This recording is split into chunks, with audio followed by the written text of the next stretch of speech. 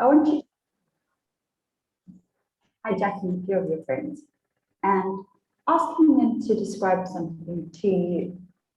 And then think about how the way they describe it affects how you think about it and how you describe it to other people. So once you start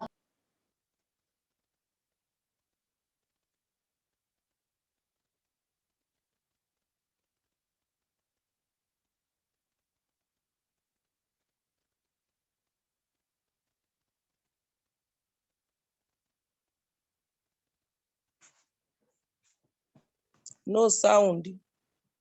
Shafiq.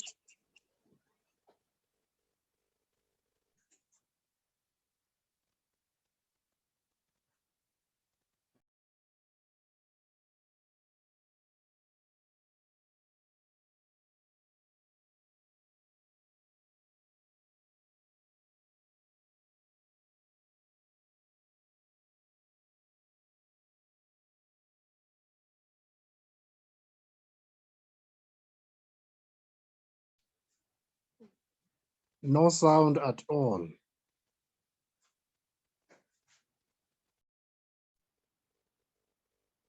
Shafiq, we are not hearing anything.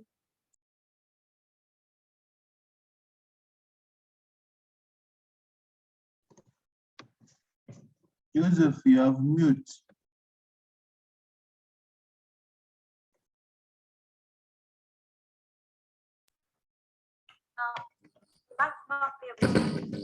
if you're sitting in, is this a morning, everyone? Welcome to the first. Are we okay now? 2017.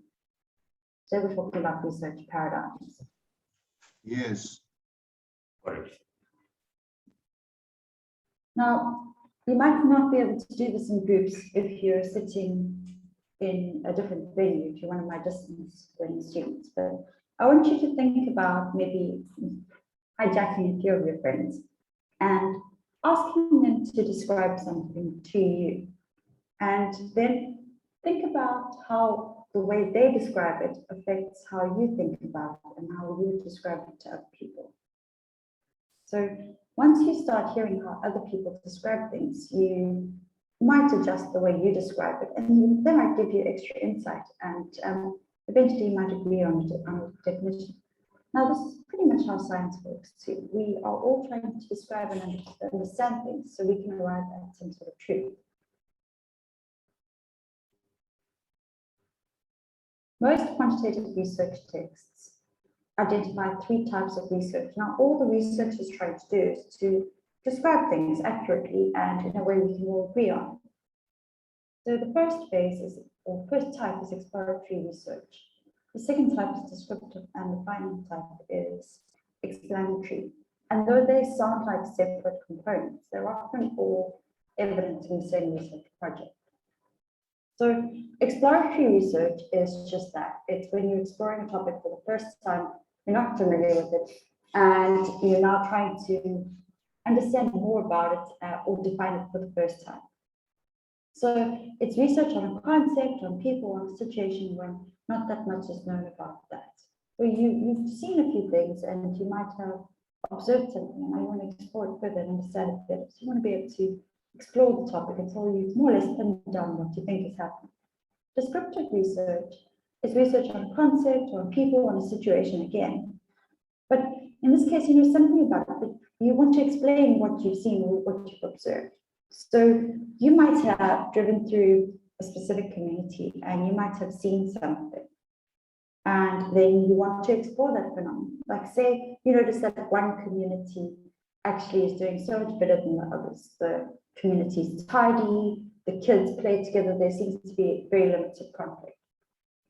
At that point, you might go and do some exploratory research. So you might speak to local leaders or elites, or you might speak to the community itself. And you might find that in that community, there's a specific church and a sense of belonging that's built around the church or around a civic organization. So you might then say that you think that maybe membership of civic organizations is maybe a source of civic pride or as a source of stability to different communities. You might then want to just describe the level of civic pride or the number of community organizations operating in the town. You might also look at their unemployment levels, but you can't really draw conclusions. You're just sort of explaining what you've seen. Now, finally, you might say, well, I think that community development and stability is dependent on civic pride, and civic pride, it depends largely on type of organizations that are evident, or type of community-based organizations that are evident. And you might then test hypotheses and do this quantitatively using statistics. Now that's explanatory research. You observed something and you found out more about it. Once you've sort of come up with a concept or an idea, you'd achieved what you needed to from exploratory research. So you'd explored the topic. You then describe what you've seen. So you've gone in and you've described how the community spent a lot of time in the civic centers and everything else. And finally, you've tested hypotheses statistically, and you've decided that actually membership of these community centers is good, or the community-based organizations actually has a quantitative effect on the way the community runs. Okay, so mainly exploratory research is covered by qualitative research. So we observe what's going on. You might conduct interviews, you might do content analysis, you might read what others have said, or interpret the transcripts that you have of interviews. You might also conduct explanatory research using quantitative studies and hypothesis testing. So at this point, we start counting things and looking at the associations in a numerical way. Descriptive studies might involve both. So in descriptive study, you might provide some data, and you also might provide some qualitative data from interviews or from observations or everything else. So to provide a sort of richer, full picture of what's going on, someone can look at your research and have a better understanding of what's going on. Now, the type of approaches we choose and the way we see fit to arrive at what is true, or what we can agree on, depends on our paradigm. Our paradigm is the lens through which we see the world. So if you think about wearing glasses that have red lenses, those glasses with the red lenses would make the world look different to you. Likewise, if you watch a movie in 3D and you put on 3D glasses, the world looks different and the picture looks different when you're not wearing those glasses. So it's our shared understanding of reality. It's assuming how things work and what the best way is of doing things. Now, both quantitative and qualitative research methods involve these different assumptions about how research should be conducted and the role of the researcher in all of this. And we'll cover that in the next few slides.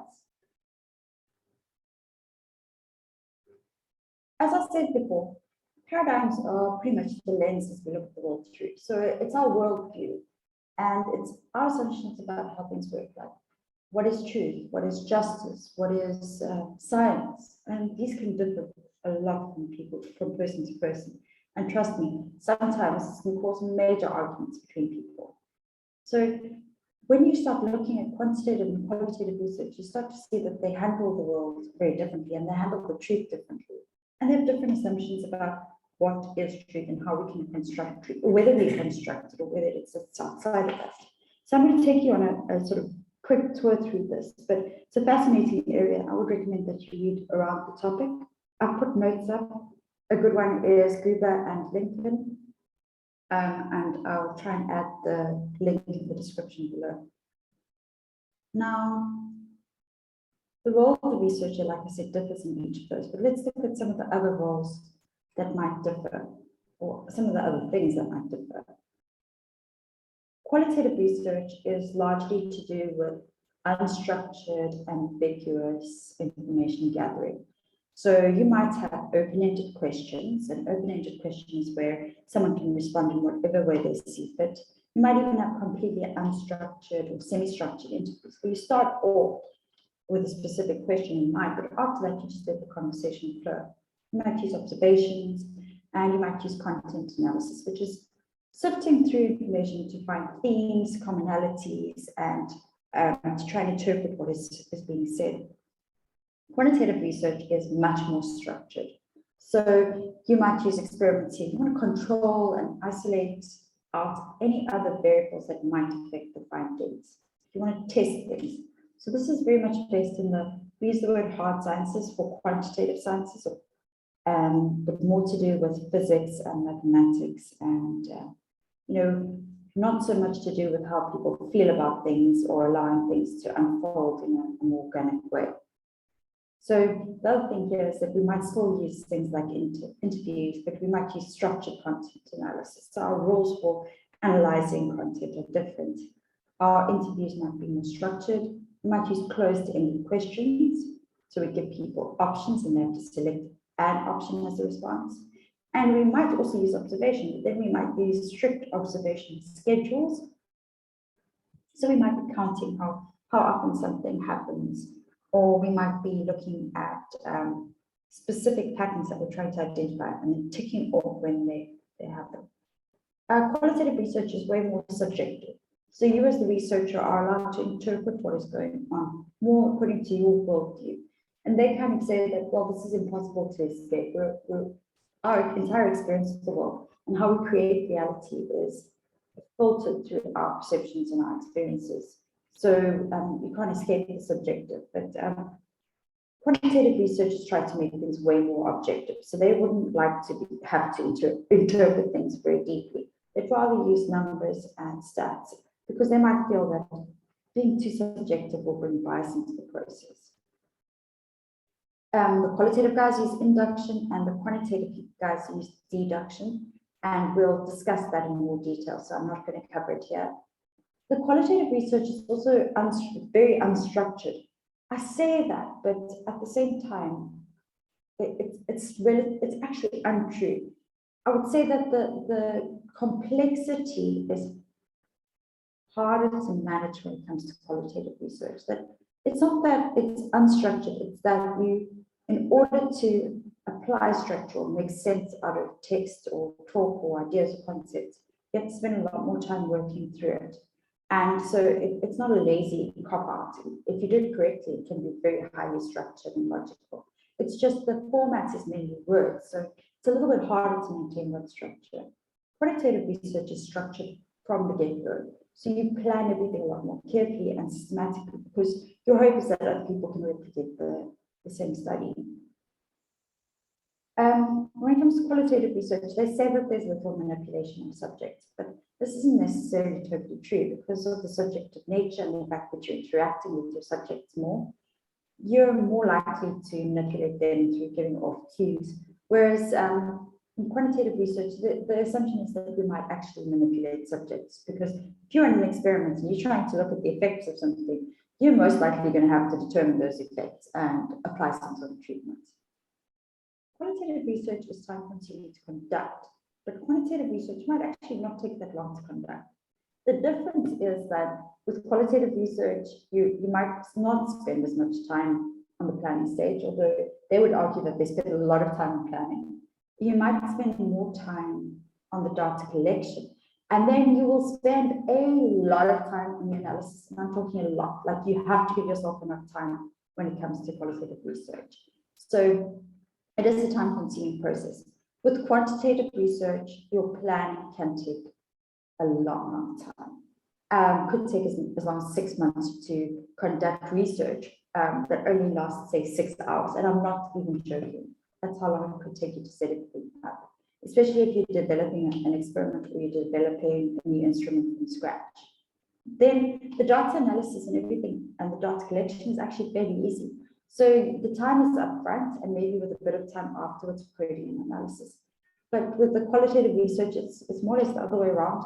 You don't have to spend so much time on the preparatory phase, but afterwards, trust me, transcribing interviews and then which means writing them out and then running content analysis on them and then verifying your findings using literature and everything else. It's a long process.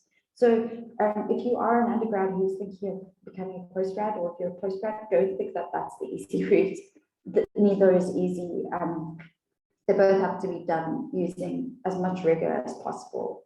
And as a result, the research is time consuming. Don't think that one's quicker or easier than the other. Now, the other thing with qualitative research is that there is very little social distance between research and subject. Remember, I already said that this is a little bit more subjective. Well, you might be interacting with people, and if you're actually having unstructured conversations with them, you're interacting with them in quite a personal way, and this could be over some time. Whereas with the quantitative research, to keep it objective, you keep as much distance between yourself and the person as possible. You wouldn't want to give off subconscious cues that make them respond in a specific way. So you try and keep that distance. You're trying to remove yourself from the research equation. You're trying to get into that externally identifiable truth that is valued so much in quantitative research. Let's have a look at the next slide. Now, I want you to think about these questions if you haven't already. And these are the sort of questions that you want to be thinking about just without going into sort of existential crisis, but you've got to ask what the truth is. Can the truth be determined in every situation? Do we know what is true? Sometimes the truth does change from person to person or from culture to culture. So there is some relativism, but there are some things that are universal. So you've got to think about that. Like, can we agree on what is the truth, and what evidence do you need to see to determine what the truth is? So have a think about that. Now, our job is to create truth or knowledge. So we're in the business of knowledge production. And the problem is there's so much false information, there's false news out there, there's false science out there. Everyone can run a blog these days. So the first question here is, are things true if they're printed in books or a newspaper? Not necessarily. Okay. Who determines the truth? Who can we trust? Some people will say, well, they trust themselves, but you can't always trust yourself. Maybe you can trust scientists. You'd like to hope that you can trust scientists, but this is why we have the scientific process, why we have peer review and blind peer review, and why the scientific environment is so critical. Can different people hold different perceptions about what is the truth? I'll leave you to think about that. Think about more contentious subjects like the death penalty or the right to life. Unfortunately, I see the last slide sort of slid off the page here. So my apologies for that. Is an individual's perception of the truth determined by his or her experiences or interactions with people? Well, you only have to meet anyone with trust issues to know the answer to that question. Let's move on to the next slide. So should society change or should it stay the same? Now we're going more into critical theory. Are things ideal the way they are? I think if you live in South Africa, you'll probably say no. We have a lot of development that we still need to achieve. Is it the researcher's responsibility to change society? Now that's a different question. Should we just be there to chronicle what's going on, or should we be actively trying to change things? Now, at this point, I must just say, as an industrial psychologist, I work in an applied field, so I have to try and change things. I have to try and improve things. But at the same time, I have to try and remain objective and neutral and attempt to find new knowledge. Now, how do we combine those things? Because they sound like they're slightly contradictory. I have to remain objective and neutral. In other words, I can't push a research agenda, but I can direct my research towards more positive outcomes and towards solving problems. So if I identify societal problems and then I find answers in an objective or neutral way, then I've kind of managed to reconcile those things. So should the researcher's personal experiences and values influence their research? If so, how do you prevent personal bias from influencing the statement? Now, I want you to think about these things. The second half, we have to think about, we are not allowed to be biased. We have to make sure that our research is fair, unbiased, valid, and reliable at all times. But the first part still plays a role. Yes, if you've grown up poor or you've grown up facing specific problems or you face problems in the workplace, you're going to want to solve those problems. And there's absolutely nothing wrong with that. Absolutely nothing. We can't just blindly do research. So they can influence what we research, they can influence what sort of problems or research questions we want to address, but then they can't influence the outcomes of our research. In other words, we can't try and skew research to prove our point. That is unethical. And yeah, we're just not allowed to do that. We won't get away with that for long. So Gibbon Lincoln, who I mentioned earlier, describe these things really well, and they actually take you through quite a long process, but it helps you to understand all of these words and how they fit together and how they might affect what research you do and what you believe in. The research is, well, the paper sort of specifically refers to qualitative research, but it applies across the board. So ontology covers assumptions about the nature of reality. Epistemology is how we come to know that reality. So what is truth? Does truth exist outside of us? How can we come to know that reality? That's ontology and epistemology. So is truth something that we create, or is it something that exists outside of us? Is it something that we can ever fully understand or know, or is it something that changes? How do we know that reality? And then methodology is the study of or the evaluation of different research methods and how we access and report what we've learned about reality. And then axiology is to do with ethics. So what is right and wrong? How should we act? Now, if we put all this together, the axiology covers two things. It covers what type of problems we're trying to solve, in other words, where we direct our attention as researchers. And then it also covers how we should study that. Now we come to the research onion. The research onion is a way of positioning ourselves, starting with our philosophy about the world, and then moving on to whether we use induction or deduction to understand that world, what methods we use. So you can see that ties in with our ontology, epistemology, and then our methodology, and then our methods that we can use, so quantitative, qualitative, or mixed methods, combination of the two, or whether we're going to go cross-sectional, which is a snapshot of a moment in time, or longitudinal, which shows trends and how things progress over time.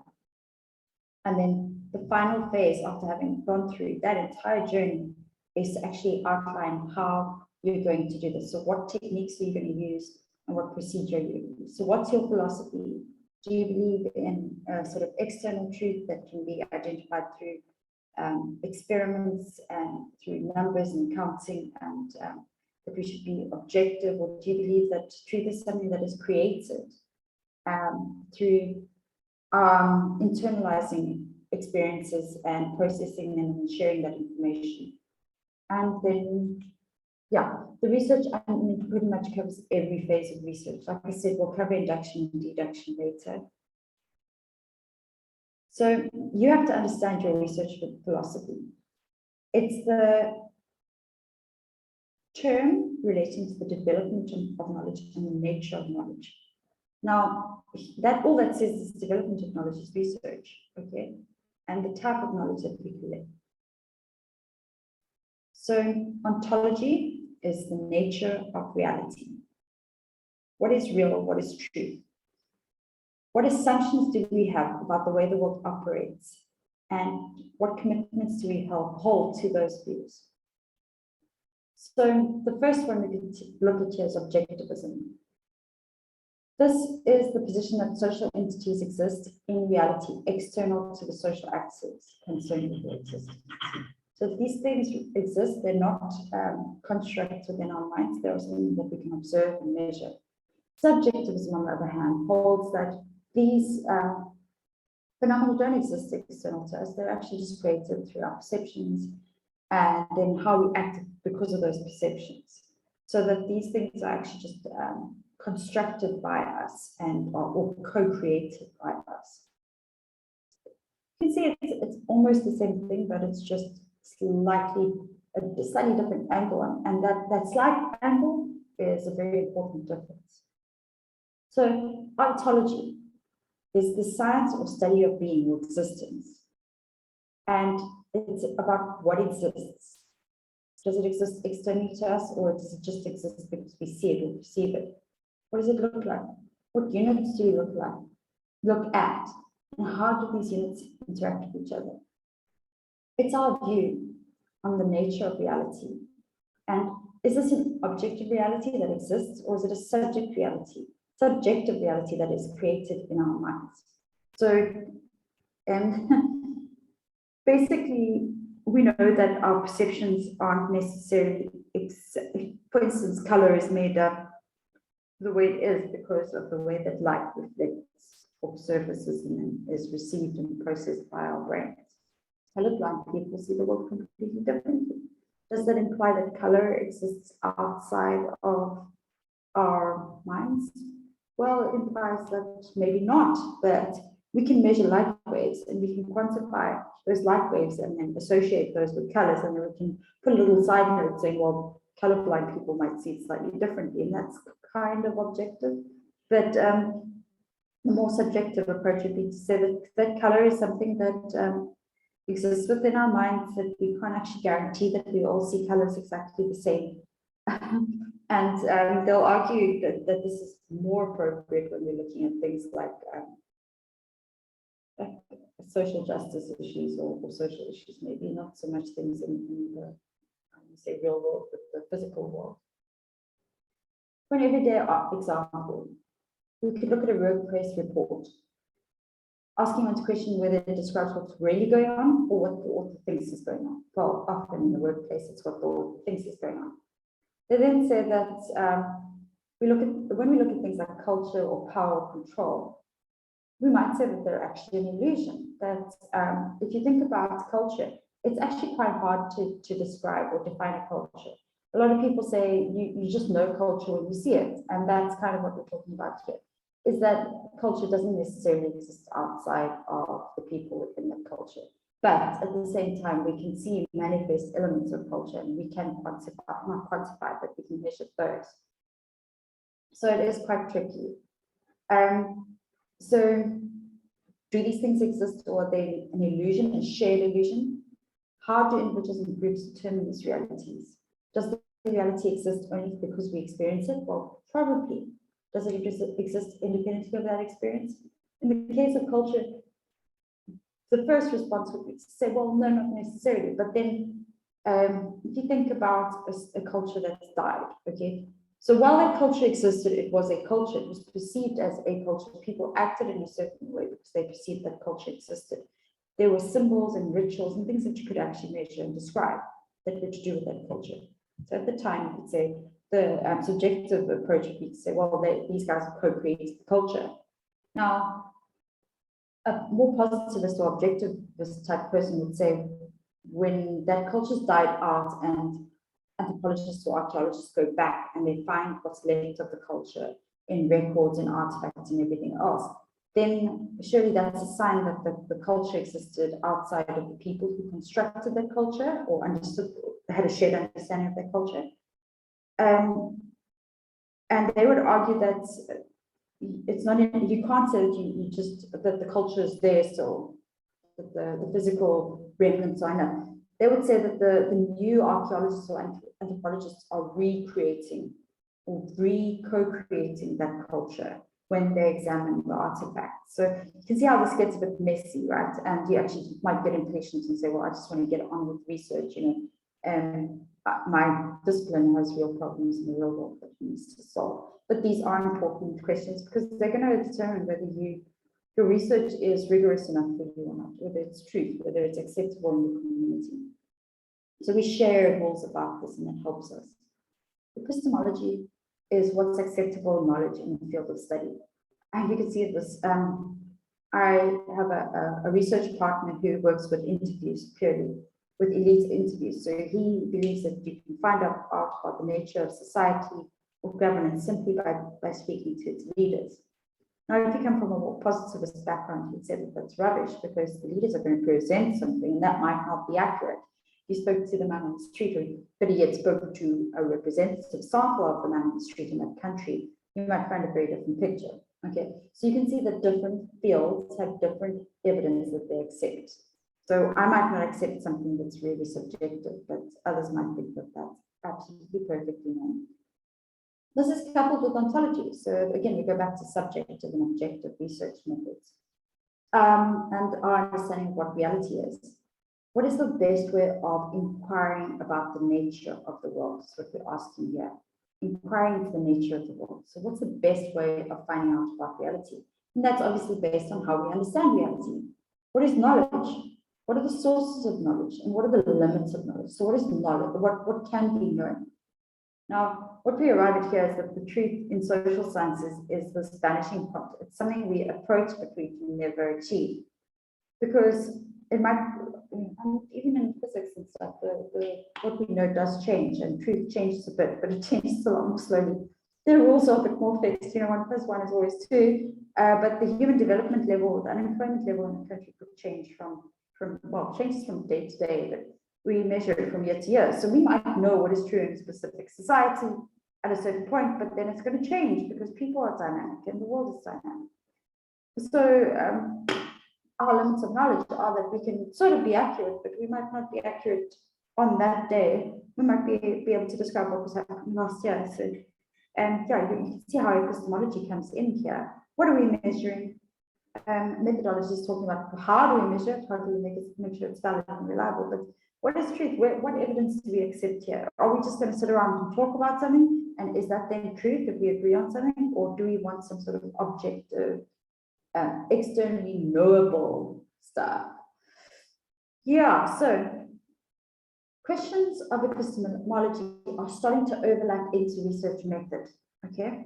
And so you can see how these things are tied together. We go ontology, epistemology, methodology, and they're actually interconnected. They're not sequential. They've got to be sort of knitted together all the time in accordion.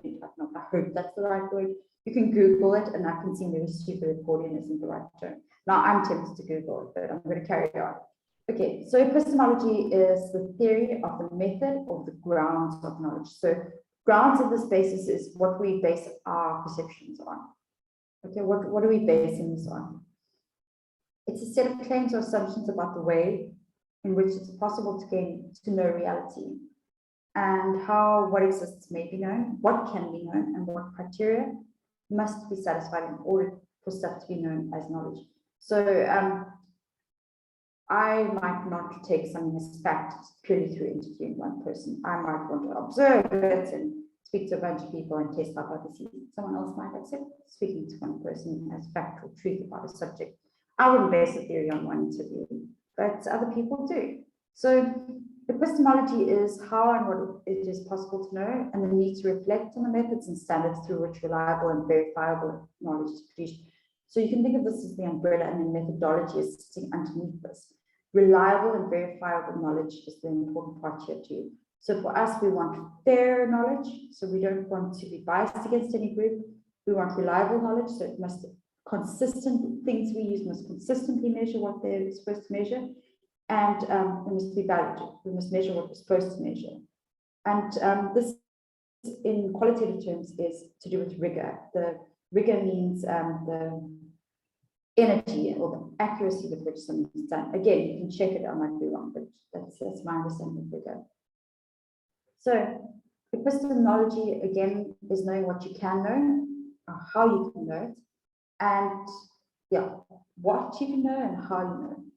What is good knowledge and what's bad knowledge?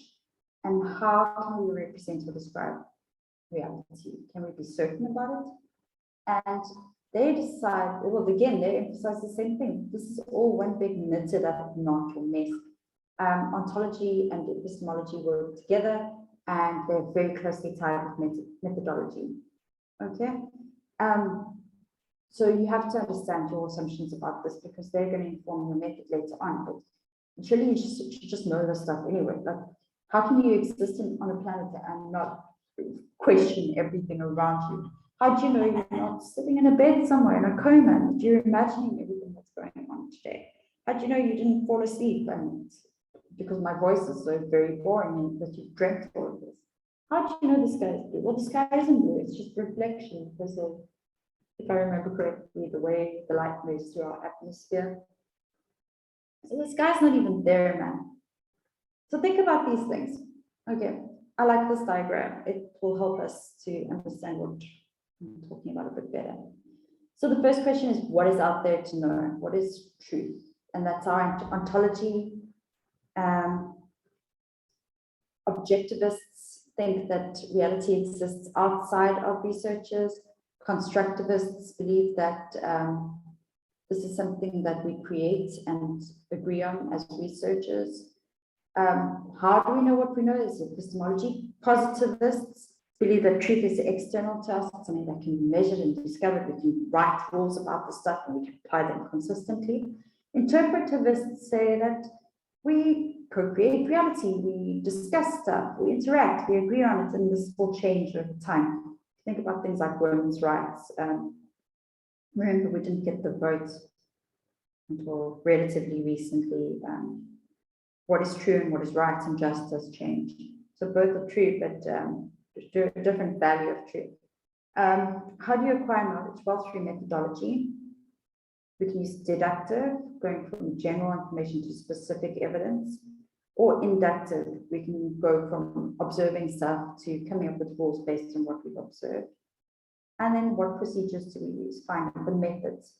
We can use quantitative methods. We can collect information and then interpret that information using hypothesis testing and stats, or we can use qualitative empirical assessment. So we can collect observed data or can interview people, discuss things until we've sort of absorbed enough into our mush in our heads and come up with some sort of conclusion theory. So a bit more of the same. Your research philosophy could comprise positivism, realism, or interpretivism.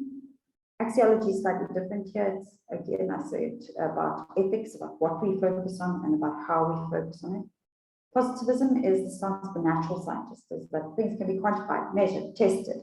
Realism is about, well, we're going to look at direct and critical realism in this. It's about experiences of things, and that sometimes we have to understand that even though we experience something, it doesn't mean it's necessarily true as we experienced it, and that might not be the universal truth. And interpretivism is more about how we interact and agree on information. So positivist approaches are based on research approaches that look at empirical methods. They use quantitative analysis and they develop logical calculi to build formal explanatory theories. So it's more rigorous in the sense that you are setting up rules, anyone can use those rules, and you can replicate them, and then we come up with predictions. We can predict 10% of behavior. We can predict the likelihood of someone passing or failing or performing or not performing in the workplace. Realism is this assumption that our senses show us reality, and that's the truth. It believes that objects exist outside of our minds, they're not created within our minds. It's not idealism. But then there's direct realism and critical realism. Now, direct realism says that what you see is what you get. What we experience through our senses portrays the world accurately. Critical realism says that our experiences are sensations and they're images of things in the real world, and they're not the things themselves. And they say, well, sometimes if you look at optical illusions and things like that, our senses deceive us. I'm not going to go into too much detail here because in our field we use positivism and maybe interpretivism more. Interpretivism advocates that it's necessary for researchers to understand differences between humans and our roles as social actors. So we have differences when we conduct research among people. So as opposed to how we might research physical objects. And as a result, because the social world is so different from the physical world, it needs different methods. And these methods are more reflexive, inclusive, and there's a lot more negotiation of reality. So interpretivist research looks at meanings that people attach to things like norms and the rules and values that regulate how they behave and interact with each other. We can't impose our own norms, rules, and values on others. So we can't be ethnocentric in our research or biased or judge people, make value judgments. Although having said that, that's more this cultural relativism approach. But I believe that there's a certain level of universalism. In other words, yeah, we can't judge people and say things are right or wrong when it comes to things that are specific to their culture.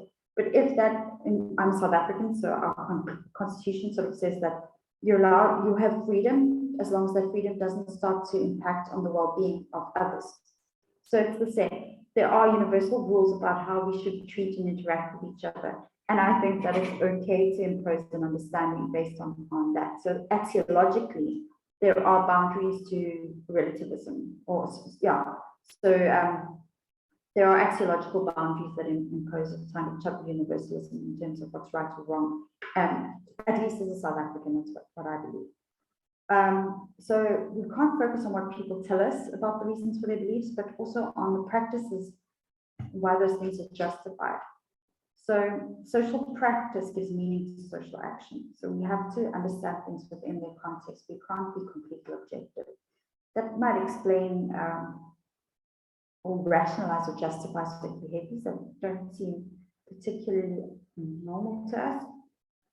So it's just asking for slightly more open mind. And this is largely a reaction to colonialism and the ethnocentrism that was evident in research at the time. We have moved beyond that, but again, I must caution that we do need some sort of universalism. The pragmatism is awesome. It's the best of the lot. I'm not at all biased about this. It's basically saying that ultimately you can't be too fixated on one method or one approach to the point where you actually only conduct research because you can apply your pet approach.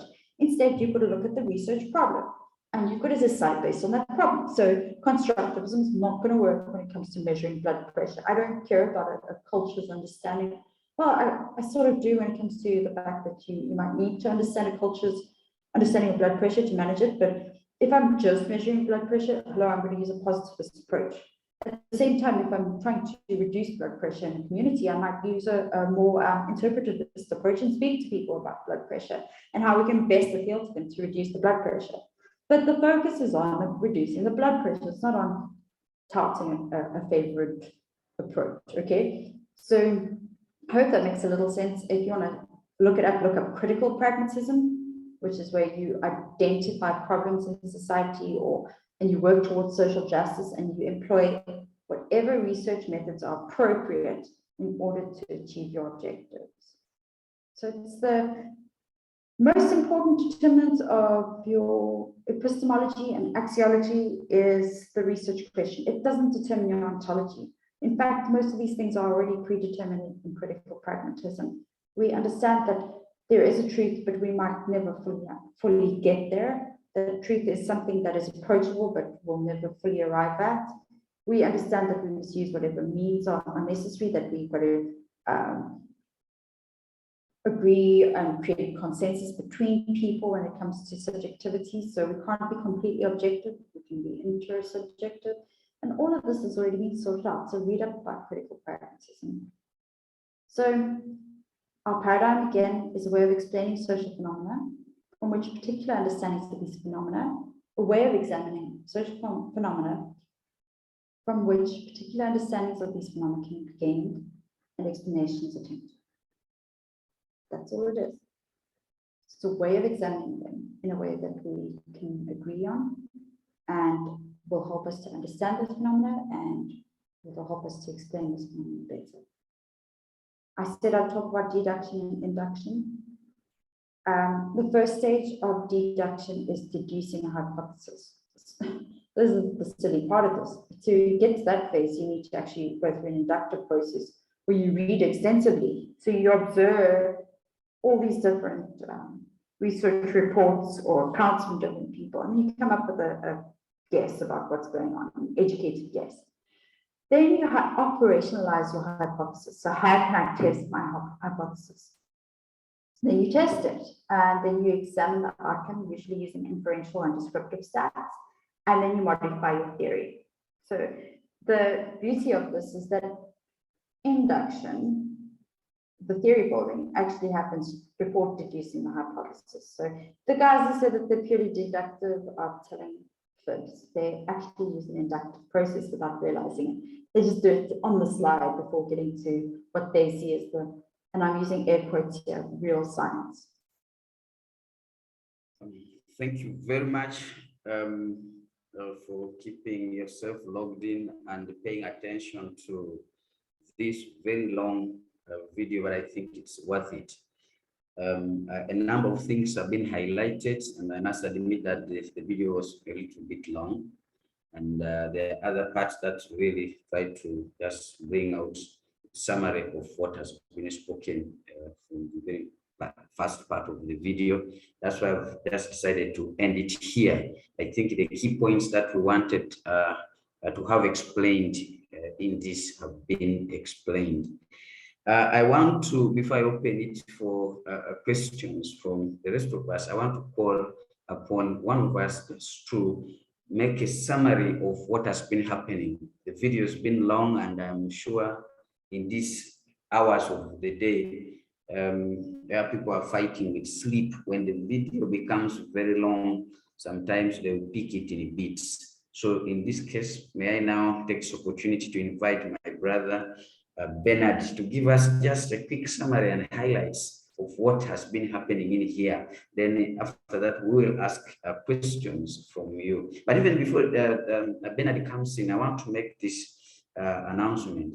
I know that we are at different stages and levels of our study, and we are struggling with different issues. So please feel free, get in touch with us. Let us know where you are, where you're having issues, where you need help. Then we will be able to look out for some information in regards to that very problem, so that we can be able to help each other.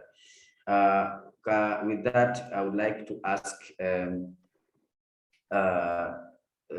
Bernard to just give us a quick summary of what has been happening. Bernard, over to you. Thank you. Thank you, Joseph, and good morning, everyone on this call from wherever you're joining us. I really don't want to spoil the video, the party here, Joseph, but the quick summary or the short answer that I can mention here is research. Research is a process of logical steps, irrespective of what you're undertaking, irrespective of what you are investigating. In simple terms, it is a process of those logical steps that connect to each other, that give direction about what you are trying to do. For me, that is the short answer that I've picked from this video. But a few specifics that really excited me, and this is, of course, a reminder from what our senior professors have shared with us here over the last months. Particularly, I remember, I think Dr. Msinguzi and Dr. Musenze, and then those explanations from Professor Joseph Untai and the rest of our senior members. The video started with the definition of quantitative approaches, which can either be exploratory, where the researcher knows little about what they are doing. You can also describe or descriptive, you know something about your issue, and then the exploratory, which is about testing a hypothesis or whatever you are looking. The second issue that really moved me was the meaning of this word paradigm. I think it came out very well. Basically, that set of assumptions about how things work. And for me, that's what I've taken home in that particular video this morning. The third issue was that slide, which really explained in very simple terms the difference, that line between quantitative and qualitative approaches. And I could easily identify our studies and our works from that particular slide where you actually reside. And then the fourth issue for me that also stood out was the aspects of research philosophy itself. In fact, this was for me the main issue. what do we mean by research philosophy? The four aspects that actually exist in this kind of interactions and investigations that we make, from positivism up to the axiology, which is about judgment of values. So for me, those four ideas were re-emphasized from what we have already known. I am very sure that colleagues on this call or students have also taken their personal lessons from this particular video. Shafiq, I think that's what I can close out with as lessons taken from this video. I mean, Joseph, and thank you very much. Right. Thank you very much, Bernard, for that quick summary on what has been happening. Now, can I now kindly open this up? Do you have any question? Do you have anything that you'd like to share with us that you have learned from this long video?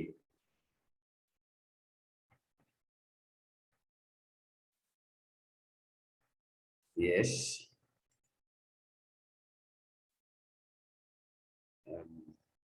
Trying to look through my chat.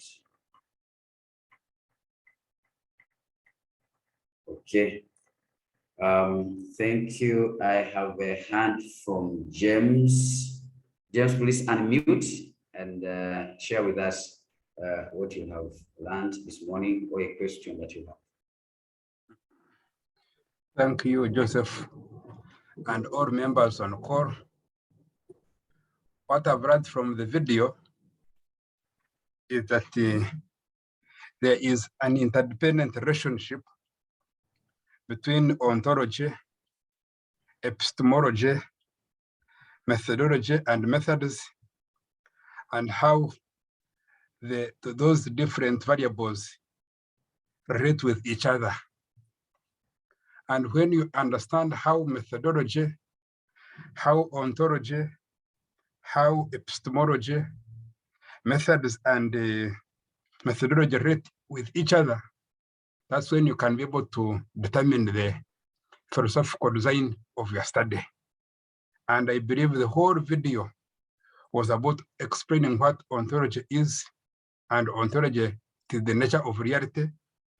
They talked about epistemology, how we understand that reality. When we talk of methodology, how the researcher accesses the different information about the research. And then axiology, what that's about ethics. So when you understand all those different concepts, that's when you can now be able to understand the research paradigm, which is about whether it is positivism, interpretism, or pragmatism, all those different variables. That's what I've understood from the video. Thank you, Joseph. Wow, thank you very much. And I want to just read what our sister Peace has just shared here. She says, in simple terms, what is social science research and how is it related to these philosophical terms? Thank you. That is from Peace. In simple terms, what is social science research and how is it related to these philosophical terms? Thank you. Anybody out there who can rescue me? This is Peace. I've thrown a bomb here. So anyone there who can rescue me to answer this question that Peace shared.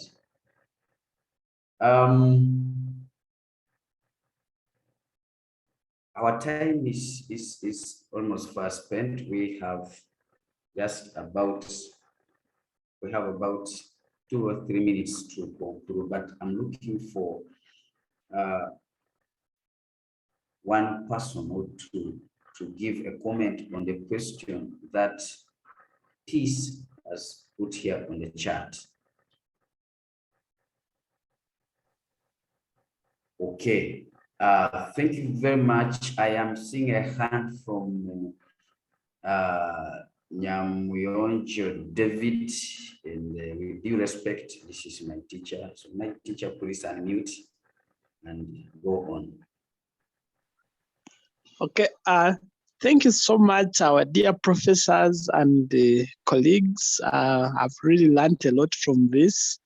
I think, in my opinion, first of all, when we talk of social research, the word social means more than one person. When there's that interaction between two or more, then the word social makes sense. So we are studying behaviors. We are studying behaviors of others.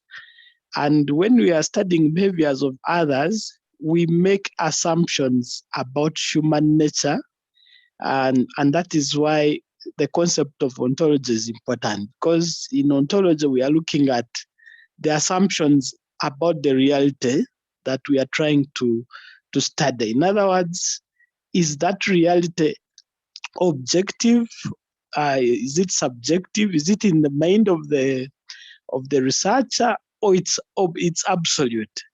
And now that determines whether we are adopting the extremes, whether we are adopting the extremes like positivism, where the assumption is that reality is objective, it's independent of your thoughts, or it's subjective. It's like, for example, when you're looking at a lorry with the word milk. Now, a positivist will say in that lorry there is a white liquid called milk, so reality is objective. But an interpretivist may look at it differently. He may say, maybe this is a lorry belonging to a company called Milk. Maybe the name of the truck itself is Milk. That is interpretivism. So do we make assumptions about reality? So then it's related to the methods that we use to investigate. So we should be convincing that actually the methods we have used are appropriate. For example, someone will say God is there, but how can you prove that God is there? So you show the methods that you used to convince someone that actually God is there, and that now determines the methods, the methodology and the methods. So in our research, it's not enough for us to say, I chose a sample of, say, 100 accountants. You should tell us, you should be able to tell the readers why you chose accountants, not engineers. In other words, the methods, the methodology and methods must convince the reader that actually you did the right thing, that the knowledge you are claiming to show can be trusted. So all those are related. So in other words, ontology, which is the nature of reality, is related to epistemology. In other words, how we get to know about reality, and then the methods that we choose should be convincing. If it's quantitative, if it's positivism, then we should be using the quantitative approaches. And in the quantitative approaches, we use the deductive approach. The deductive approach means moving from general to specific. For example, we begin with theories. So in a typical theory, for example, someone could have said generally self-regulated behaviors mediate the relationship between quantitative, let's say, self-regulated behaviors mediate the relationship between, say, contextual, organizational factors, and maybe behavior outcomes. Now, that theory is general. But using that general theory now, you are able to study a specific concept, let's say the moral behaviors of auditors, and you claim that this one mediates the relationship between, say, authentic leadership and, say, another organizational outcome, say ethical performance. I'm just using a hypothetical example. So that is moving from general to specific, which is the deductive approach. But with the inductive approach, which is used in qualitative studies, you begin from the specific and then you develop a theory. And that one is common where you are an interpretivist. But those are now extremes. Now there are also those paradigms which assume a middle ground. That is my thinking. So I'm not very good at summarizing, Mr. Presenter, but that is my thinking about how these things relate to social research. Thank you so much. Thank you very much, my teacher, for that very elaborate comments that you've given unto us. I still see that there are quite a number of things that people need to know, but our time is really far spent, and I want to request that you keep your comments coming, and we'll take note of them and see how we can go out there and fish out something again that will be able to help us in this journey. Let me make this for those who have James. not. Yes. Yes, Joseph. Joseph, I've sent the students a book on the philosophy of social sciences. Yes. It's in the chat room.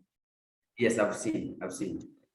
Thank you very much, Prof. There is a file that you can download right away, and you'll be able to follow through. I think it talks about what we have been sharing this morning. So please go on and download it so that you can have time to look at it and read through. Again, I've seen a number of comments coming through and some direct messages, but this is what I want to say: keep them coming. Those messages will help us, those concerns will help us when we go out there to look for something that can help us in this journey.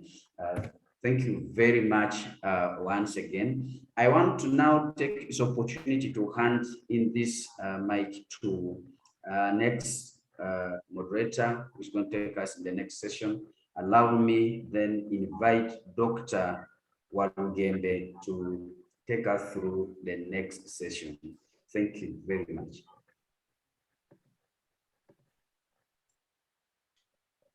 Thank you very much, Joseph. I hope I'm loud enough. You are. Thank you very much, Joseph, and the team for taking us through the first session of our normal discussions, and allow me to welcome members on the platform, and also appreciate the continuity and the resilience in learning. Today's session, as usual, we have a number of presentations, but of course we shall begin with one. Most likely, if time allows, we can continue with the others. But we have scheduled one presentation from Ineza, and Ineza will be taking us through his work shortly. Of course, before Ineza comes on board, allow me share apologies from Dr. Michael Okoche, who is not around town, but of course we are standing in for him, and we work together to ensure that we can deliver every Sunday. Also allow me to appreciate the support and resilience of our own professor, Professor Joseph Untai. Professor, thank you very much for mentorship, and thank you very much for your continued support to the team and to the students and fellow academicians. Allow me also appreciate our professors, other professors, Professor James Kagari and Professor Rola Orobia. Professor, thank you very much for being part of the session. Thank you for the guidance to the students, and I think the members are appreciating your commitment. Also, fellow colleagues, Dr. Goretti Cheyune. Dr. Goretti, thank you very much for joining always, and a reminder always that members, can we join? Thank you very much for that. And the other members who are soon joining, thank you very much. To the students community, we really appreciate, we should appreciate everybody who has been able to make this a routine that every Sunday you are here. The numbers are growing every now and again, despite the few reminders. You will note that now we make few reminders, but people are really coming on board. Thank you very much. To those who are joining the first time, this is an international platform. This platform is intended to ensure that we learn, you learn from one another, and we support one another to grow academically. To the PhD students, it's the most appropriate platform for you. Allow me appreciate all those PhD students from the different universities in this country, in Uganda. Thank you very much for participating, and their supervisors. Thank you for being with us. Allow me also appreciate PhD students from the East African universities, South African universities, West African universities, and students from other continents, especially those from Nepal, those from Asia, especially Nepal. Thank you very much for joining and also being part of this session.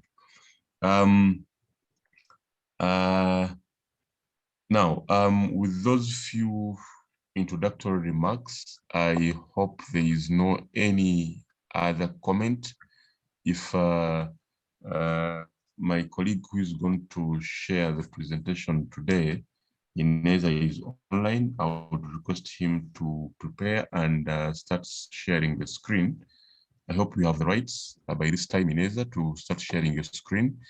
You have the panelists available, both from the students and the professors. They will give you the comments, and then we can start from there the discussion. Ineza, are you there? Yes, I am here. Okay, possibly if you can share your screen. As Ineza prepares to share the screen, we normally request you to, those who love to present, please share your, you can contact your class leaders, or you can contact Elasu, Bernard, myself, and Professor, and even Sylvia, so that we can try as much as possible to shed you. For the next 2 weeks, we are covered, but we can always receive the requests for presentations in time so that we can arrange. Thank you, and I now send the microphone to Mr. Ineza. Ineza, you have 40 minutes maximum to take us through your proposal, and we shall give you more time in the discussion. Thank you. Thank you very much, Chair. I hope I am audible enough. Am I audible enough, Doctor? Yes, you are. Yes, you are. You are clear. Can you see my slide? Yes, we can see your slides. Thank you very much. My name, once again, is Mabre Ineza, and I am a student, a PhD student at Uganda Matters University. And I would like to present my proposal, my research proposal. And the topic is antecedents and outcome of sustainable social innovation in a grassroots programs in Uganda. The contents will be as follows. Content of my presentation. And before I go further, thank you for the opportunity, and please, I now request your audience as I go to the introduction. There is a blossoming interest in the study of the subject of social innovation and the subject of what makes social innovation sustainable in different contexts. And it is clear in the literature that there are social innovations which are sustainable and those that are not sustainable. So the question is, what makes a social innovation sustainable and another one not sustainable, yet probably they are existing in the same social material context?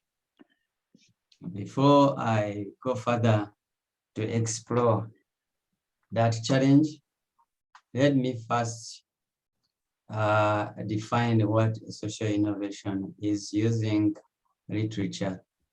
Social innovation is a creative product, creative service, or a creative process that increases society's capacity to act in order to satisfy a social need, which in most cases is improving people's lives in that given society. And in the context of sustainability, specifically institutional sustainability, what makes social innovation sustainable? One, it must be having good governance in place, must be able to evolve and change, it must be performance minded, must be legitimate and based on improving on existing solutions, customizing and improving existing Am I the solutions. one losing the speaker, Ineza? Yes. Hello? Can you hear me? Am I audible enough? Erasu, are you hearing Ineza? Yes, I can. Yes, we are hearing Dr. Lugembe. There's a bit of interruptions, but I can hear him. I can also hear you very well. Okay. How about now? You can hear him very well. Okay. Okay, so let me continue. I was saying that I had defined social innovation and I had defined sustainability criteria, especially institutional sustainability. And the outcome of sustainable social innovation, of course, is in most cases, as I mentioned, better quality of life of the beneficiaries of such social innovation.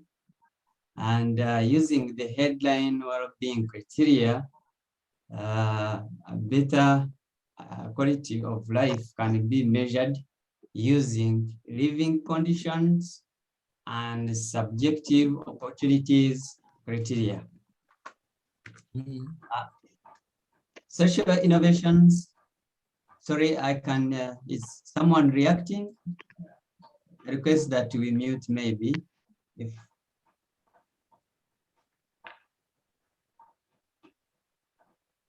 so, social innovations in this research plan will be studied in the context of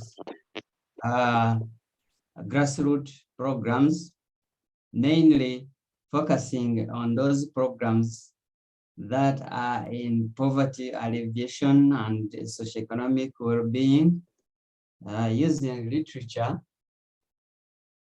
Grassroots program is like a movement or an initiative brought or supported by an agency that is community-based, and that is based on the principle of engaging members of such a community to participate in entire process of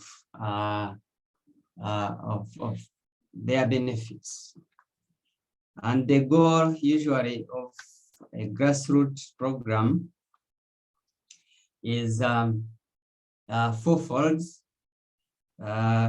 It's one is promote awareness, knowledge, and voluntary services to increase the wide range of resources, to increase the people's work readiness, and to promote active engagement with either policy, practice, or the entire decision-making process.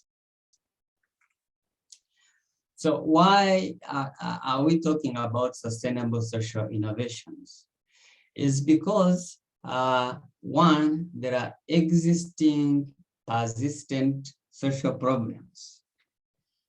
There are two types of social problems that are currently persistent globally.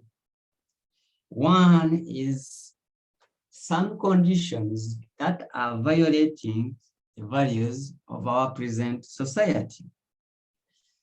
Some of those conditions, for example, are insecurity, environmental degradation, and two, conditions that cause suffering. Conditions such as poverty, unemployment, lack of stable income, they cause particularly material suffering. And these social problems for many decades are affecting a certain segment of the population that practitioners refer to as most vulnerable people. Most vulnerable people are people living in poverty, people have no access to jobs, people who have no access to education, or no or limited access to those amenities in our society. But when such social problems have existed, it doesn't mean there has not been solutions. There have been solutions, but existing solutions are ineffective and inefficient. That's why social problems persist. Therefore, there is need for effective and efficient solutions, and are found in one of the practices that are known as sustainable social innovations. Now, the study of sustainable social innovation historically can be traced, first of all, in the study of social innovation itself, whereby we know that we can trace literature from late 19th century up to the 1960s, where social innovation was studied as a mere practice that lead to social change, or products or services that may lead to social change. But also in the early 20th century, at the same time, we are seeing a challenge of capitalistic and technology-driven economy that is perceived as leading to decay and is being challenged by socialist civilization, which advances social innovation.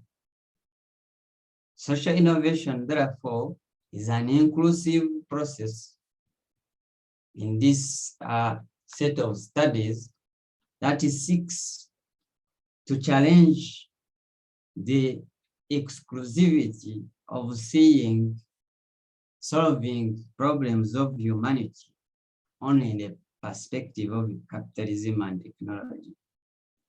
But now, starting in the 1970s, there is a little shift in the understanding and the study of social innovation, whereby policy, public administration advances a view is challenged by an advanced view that the politics cannot help us to have better solutions.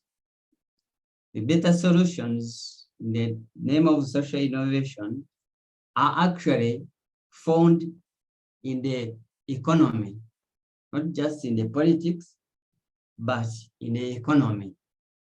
That's where we start seeing the tendency of, for example, social enterprises, social entrepreneurship ideas coming up as, for example, one facet of social innovation. In the early 2000s, now the trend of studying social innovation also considerably shifts to looking at social innovation in terms of relationships, social relations, seeing that no single agent, no single individual, as had been advanced in the early period of political versus economy, can create solutions that challenge social problems. And it is in the 2010s to date that again, social relations are emphasized, but there is a view that actually we have been seeing social innovation in a positive way, in a normative approach, yet social innovation can be negative. And it can disempower.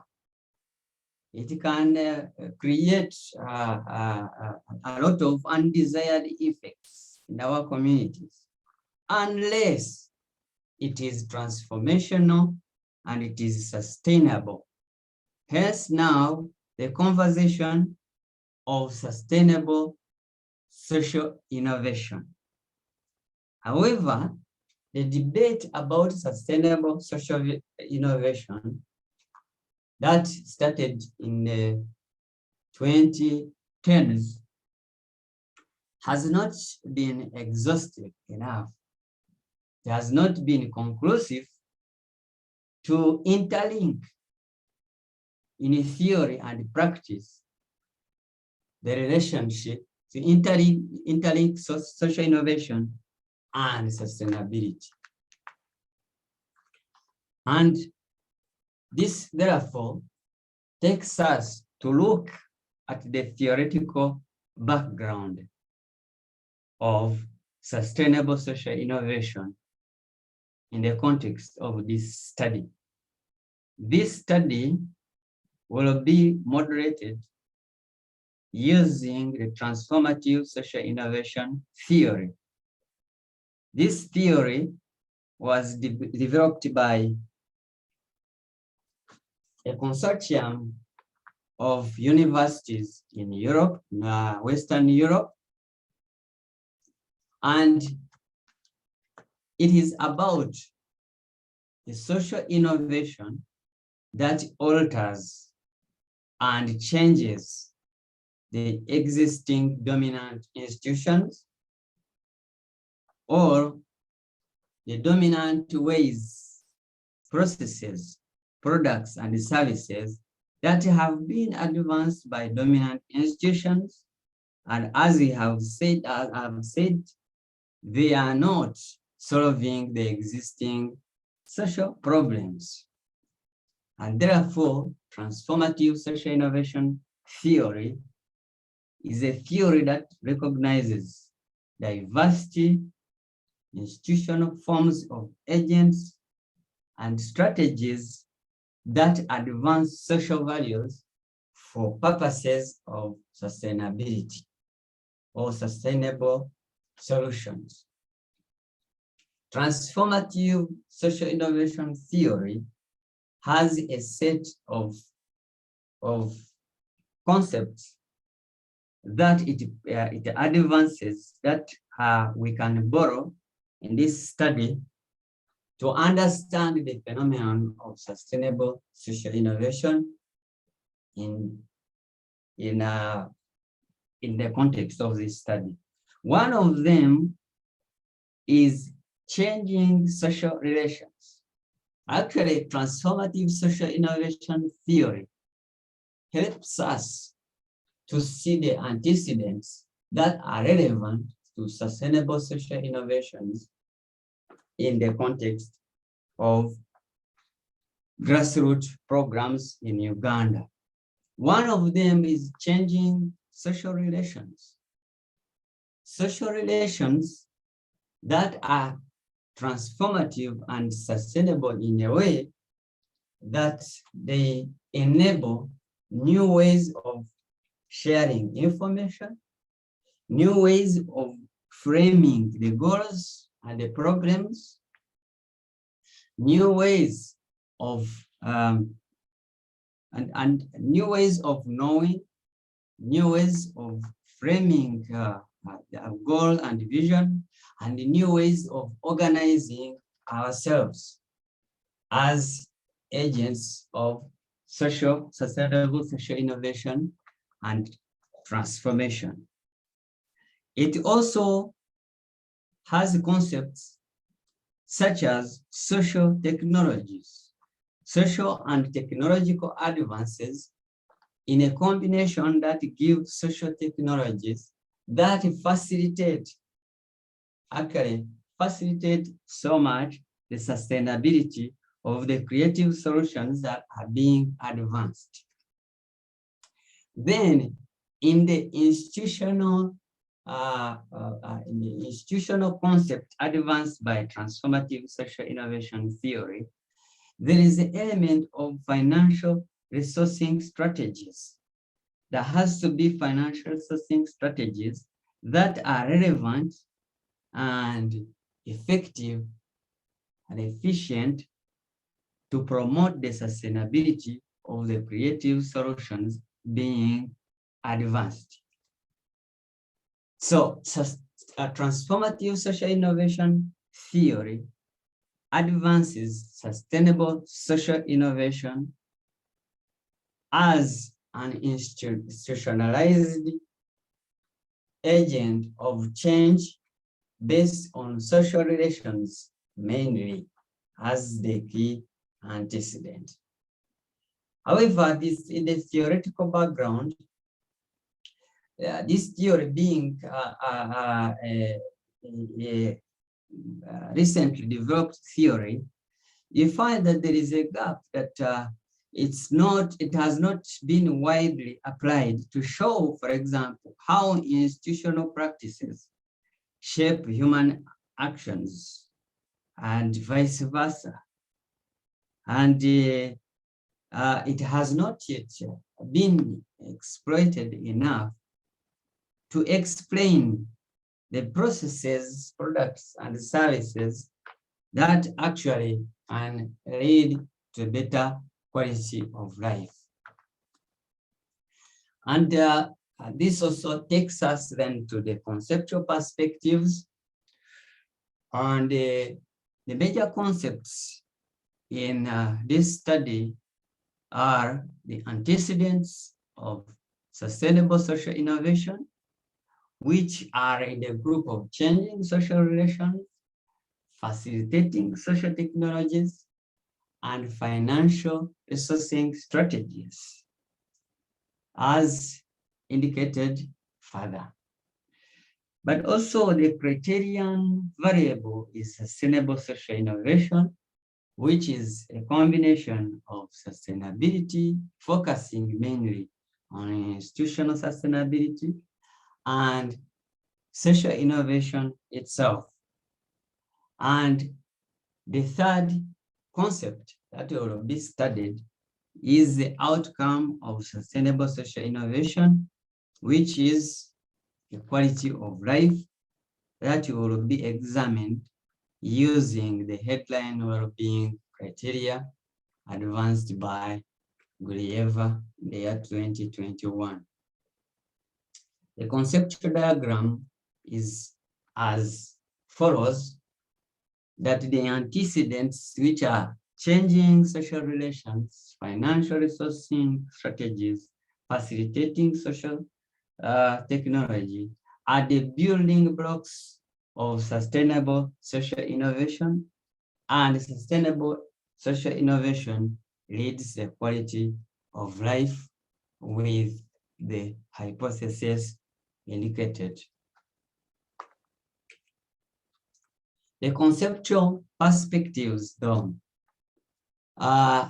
shows review of the conceptual perspectives shows that available concepts about sustainable social innovation, mainly, are broad and non-distinctive, and they come about due to the methodologies widely used to study social innovation and a few attempts to explain the linkage between sustainability and social innovation.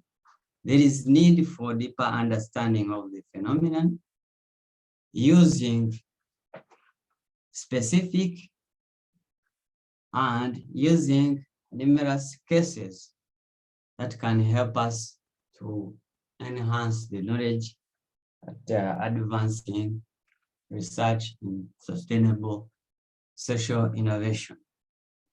The contextual background of this study is based on a program called Osobora program. Osobora, which is a Luganda word, means yes, you can.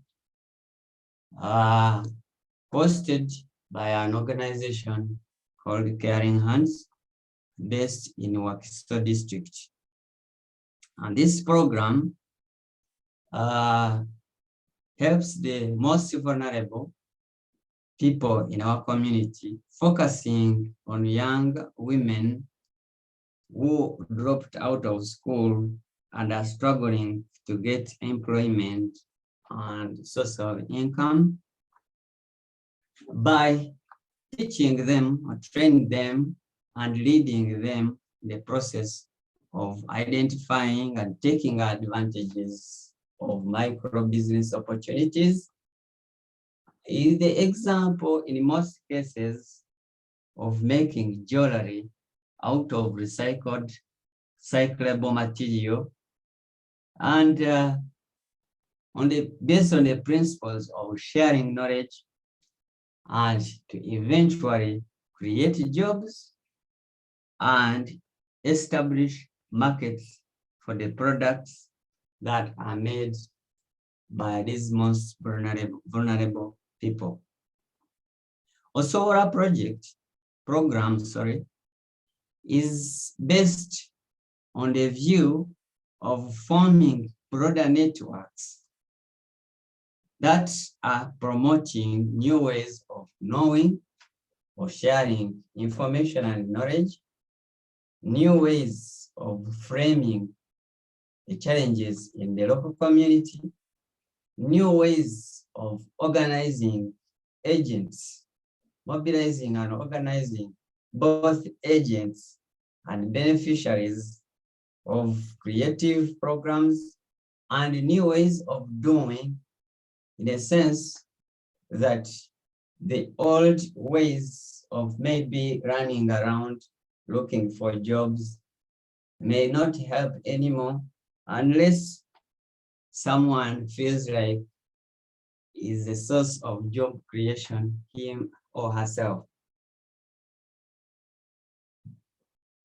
Osobora program is also based on trying to see that social technologies are adopted and integrated in the program to enable the changing social relations to happen, to take place, but also enabling the financial resourcing strategies for self-sufficiency to be propagated and promoted. Osobora program aspires to create new products and services, or to enable or to facilitate most vulnerable people to come up with creative products and services. And the program itself is based on the view that it has to be ready for change, because as some of the social problems happen, but they also keep changing. And it is also, it aspires to get existing solutions, not necessarily new solutions, but to get existing solutions, repurpose them, and fit them to be more efficient, effective. SORA program attempts or has tried so much to be a legitimate program by making sure that it stands for the needs of the beneficiaries in the community, and is based on the principle of performance and good governance. But there is a problem, and it is derived from this contextual perspective. First of all, we know through literature that nowadays grassroots socially innovative programs are required to be sustainable. Required by who? Required by development partners who require that to receive their funding, there has to be an assurance of institutional sustainability, required by government agents who want that any programs operating in a community, the grassroots, is sustainable to start averting and counter the challenges of programs that are ineffective and are not delivering to the expectations of the people. And OSORA program has not been an exception. As mentioned, it has tried very much to ensure that the creative solutions that it advances are institutionally sustainable. But this program, despite all the efforts, despite the knowledge that the managers have about sustainability of innovation, there continues to be lack of financial resources in the program. And the available financial resources are not sustainable enough. The biggest percentage is based on government, foreign government funding, the foreign agent funding, that in the near past actually were cut, and the program suffered and was put in a position of lack of sustainability. Despite the promotion of changing social relations, there continues to be duplication of services in the ecosystem within which the SORA program operates.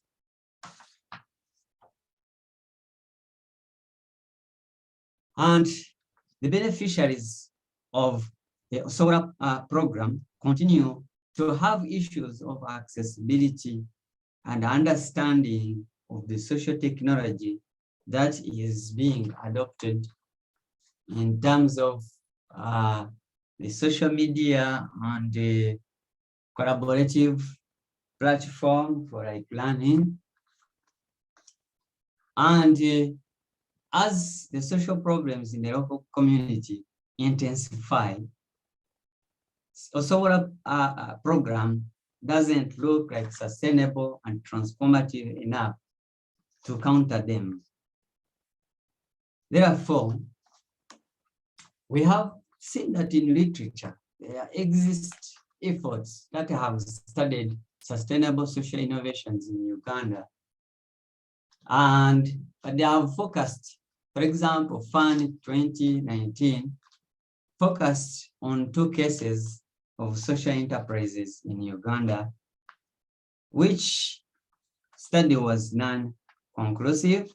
It was qualitative, mainly qualitative in nature, non-conclusive.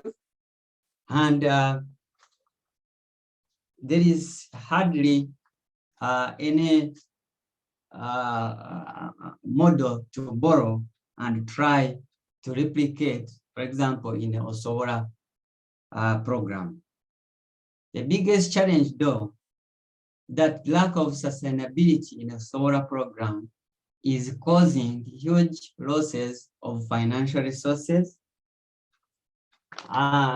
We know from the statistics that in sub-Saharan Africa annually, governments and development agents are losing over $60 billion in the issues of lack of sustainability in the grassroots programs.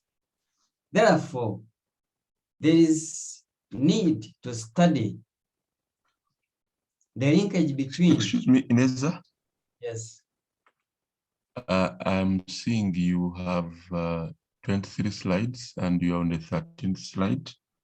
Yes. And yet your time is almost getting used. Yes. Can you do a summary of your work? Yes. So therefore, the research objectives of this study is first of all to explore the characteristics of key antecedents of sustainable social innovation in grassroots programs. 2, to examine the extent to which changing social relations predict sustainable social innovation. 3, to assess the contribution of facilitating social technologies towards sustainable social innovation. Ascertain the extent to which financial resourcing strategies determine sustainable social innovation, and to evaluate how sustainable social innovation— I don't know whether I'm the one with the challenge, members. Sometimes I lose the presenter. Currently, I'm not hearing him. Is that my only problem, or even others are experiencing the same? It's your own problem. It's your own problem. I think he's okay. We can hear him well. Okay, so I think it is the chair's challenge. Now, the hypothesis, you have 4 hypotheses of this study, which posit that there is a strong positive relationship between changing social relations and sustainable social innovation. Strong positive relation between social technology and social innovation. Positive relation between financial resourcing strategies and sustainable social innovation. And sustainable social innovation contributes to better quality of life. In the literature, what do we know about the theories of social innovation and sustainable social innovation? Social innovation has been studied in mainly 3 categories of theories, notably management studies theories like the dynamic capabilities, which focuses on bigger organizations, especially multinational social enterprises. Then the social change theory, for example, the social change, for example, social theory and development theory, which look at social innovation in the context of change, and social innovation theories, which look at social innovation in the context of transformation and sustainability. What we don't know, though, is how this social innovation theory, the transformational social innovation theory, better explain the issues of contestation and competition as a result of changing social relations. It doesn't also clearly show the emergence and fading away of a social innovation or a sustainable social innovation. We see this theory attempting to mainly explain the emergency situation, but not much of fading away situation. Then it has not yet matured enough to explain the diverse transformation ambitions in the different areas of the globe. Now, in the concepts, we know that as when it comes to antecedent of social innovation and sustainable social innovation, there are internal factors and external factors. Internal factors have to do with the institution, and the external factors have to do with the environment in which it is based. Sustainability has been studied using, for example, the Sustainable Development Goals, with a lack of a good theory to explain them. And then the sustainability transitions now being explained in the transformation social innovation theory. There exist many approaches in measuring the quality of life, but here the focus was on the well-being criteria, which has currently been tested in the context of grassroots programs.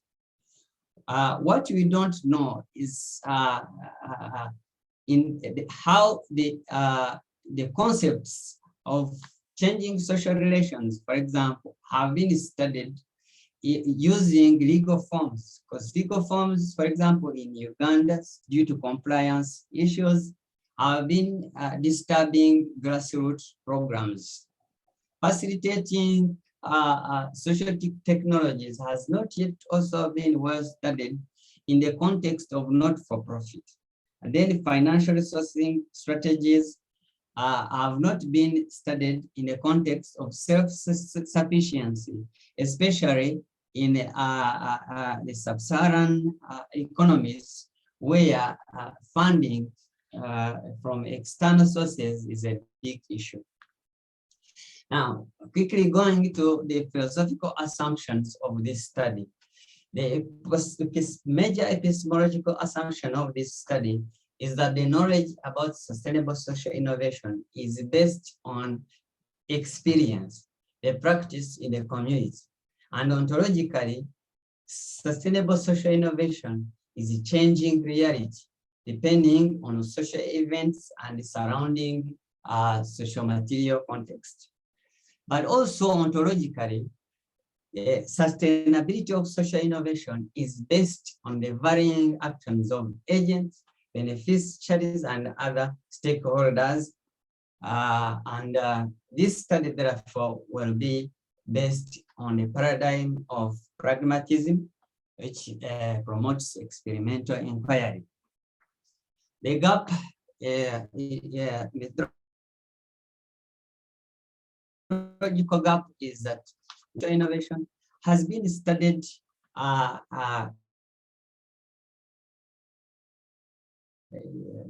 based on isolated, on qualitative methods. There is need for mixed methods-based study that promotes in-depth and that brings about models.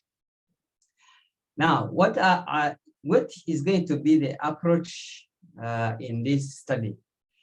This study will first use the deductive approach, which will first use the abductive approach, by studying the antecedents themselves to observe surprising facts. Because sustainable social innovations and its antecedents have not been studied in Uganda. We have to first look at some facts that surprisingly do not exist in the literature, and this will be based on the abductive approach. But later on, this study will use the deductive approach to test the existing hypothesis, and the mono method quantitative and multi-method qualitative will be the methodologies used, and the strategies will be mainly multiple cases in a cross-sectional study. Respondents of this study will be from 200 and over 240 respondents coming from socially innovative, sustainable, socially innovative programs focusing on poverty alleviation. And my time has ended. I think let me end here to enable you to react to my presentation. Thank you for the opportunity. In a nutshell, that is my research plan.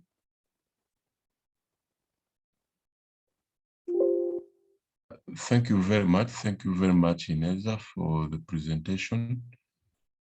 And I would request that you get a pen and a paper, or get somewhere you can take note of a number of issues that may be arising out of the discussion. I'm sure colleagues online would have a few comments for you here and there, and request them to really give you these comments.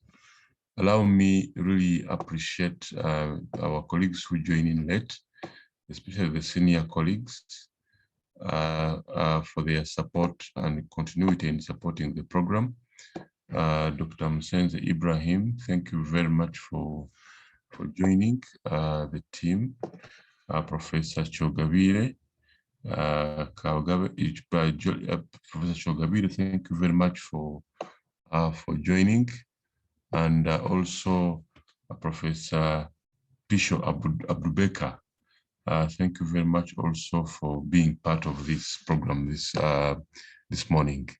To the students community, thank you too for being available for your colleagues, and also for learning from one another. I hope there is some learning taking place. Members, now we open up the discussion. You have seen, listened to, and also experienced the presentation of Ineza. Ineza is a PhD student, and he would like to get your comments over this, so that he can see whether he can proceed or what to change in his work. And then, I mean, he's here for your support. Thank you. And any comment from, I think we can exhaust those from the students community first before we invite the senior colleagues. Members, we have had the presentation, and I think given the number of presentations we have had this year, so many of them, we should be able to critique and give comments to Ineza. Thank you.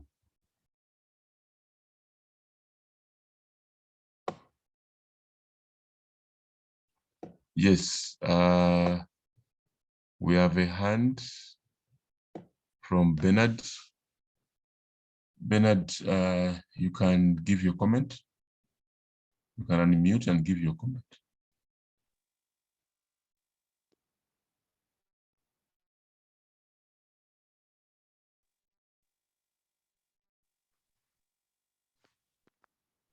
Good morning, everybody. Good morning, Bernard. Thank you, Ineza, for the work so far done. I would just be interested in moving to the study objectives.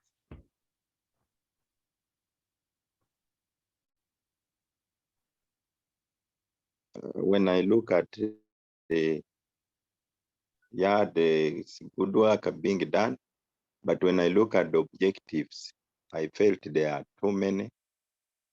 And then at the same time, for example, that objective number 1, when you say you are going to look at it to investigate the characteristics of something,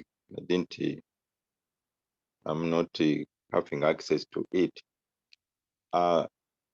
Don't you think that those characteristics can just find space somewhere, maybe in the background, maybe as you are introducing the literature, because I don't know whether the characteristics would now define which variable.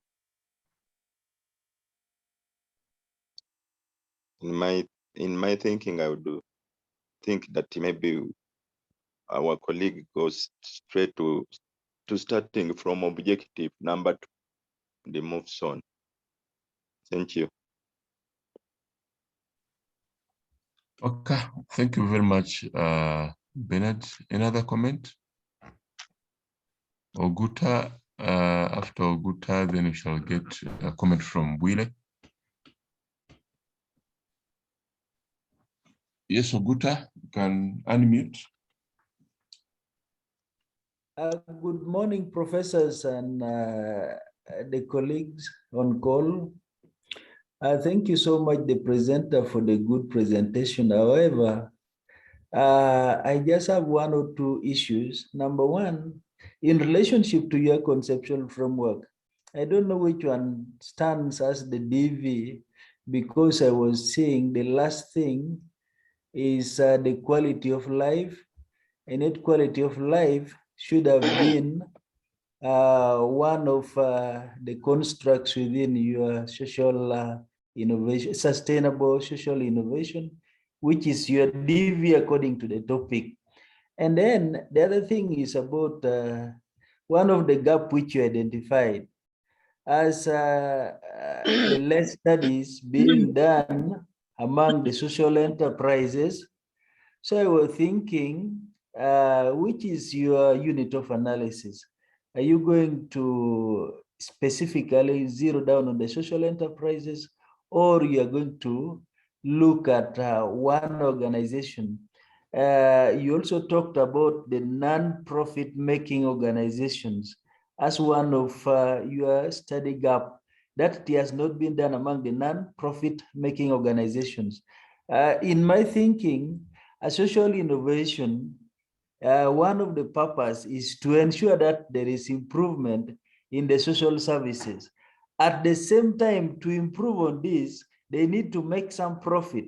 So the social innovators, they make profit, but their main aim is to ensure that there is service delivery within the societies. So I don't think that will really count as a gap, because social enterprises as well make profits. I think, thank you so much.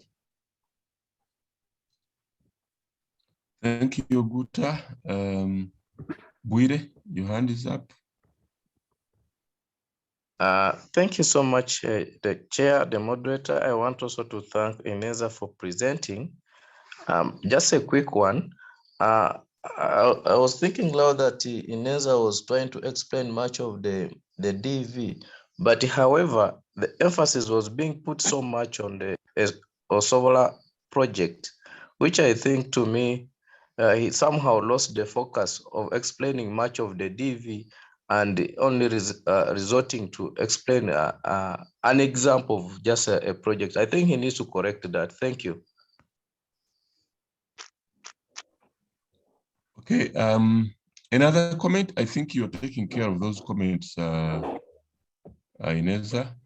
Yes, yes. Another comment, members? Any other comments?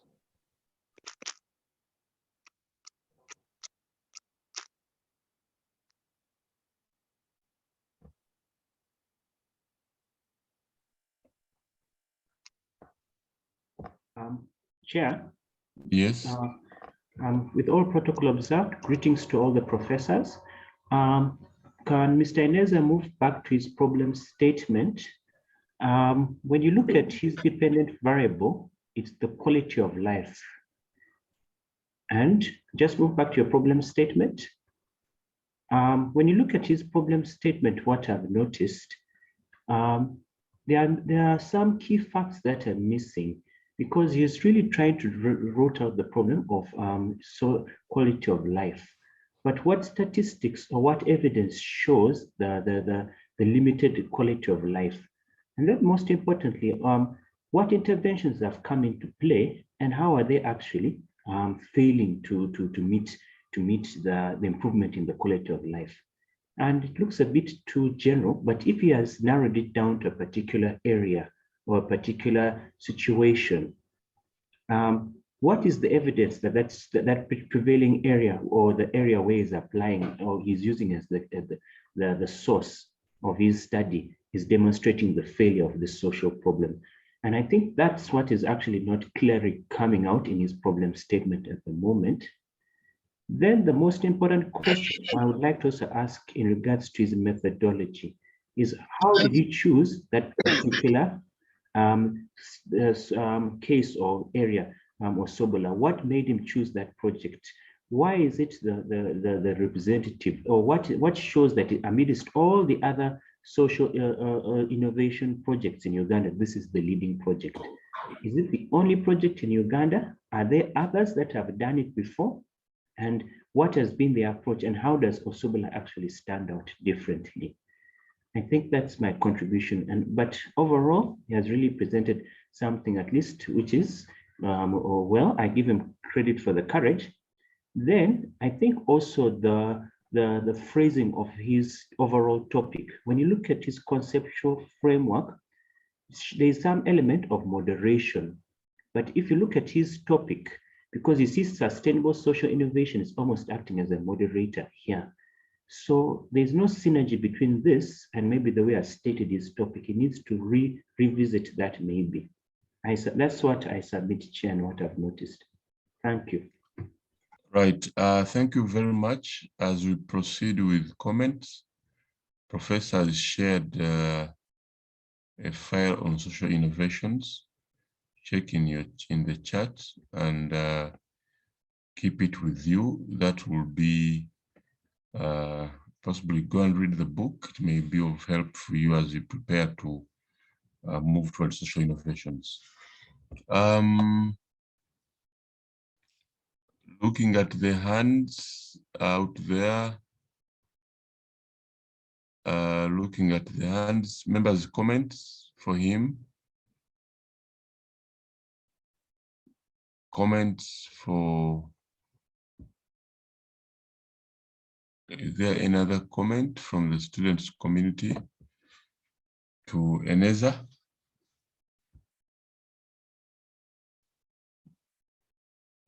I think, Eneza, did you write down the number of questions that were coming through? I would request that you chip in, react on some before I invite others from the senior colleagues. Thank you. Mainly, I think they are mainly comments. They are really so helpful.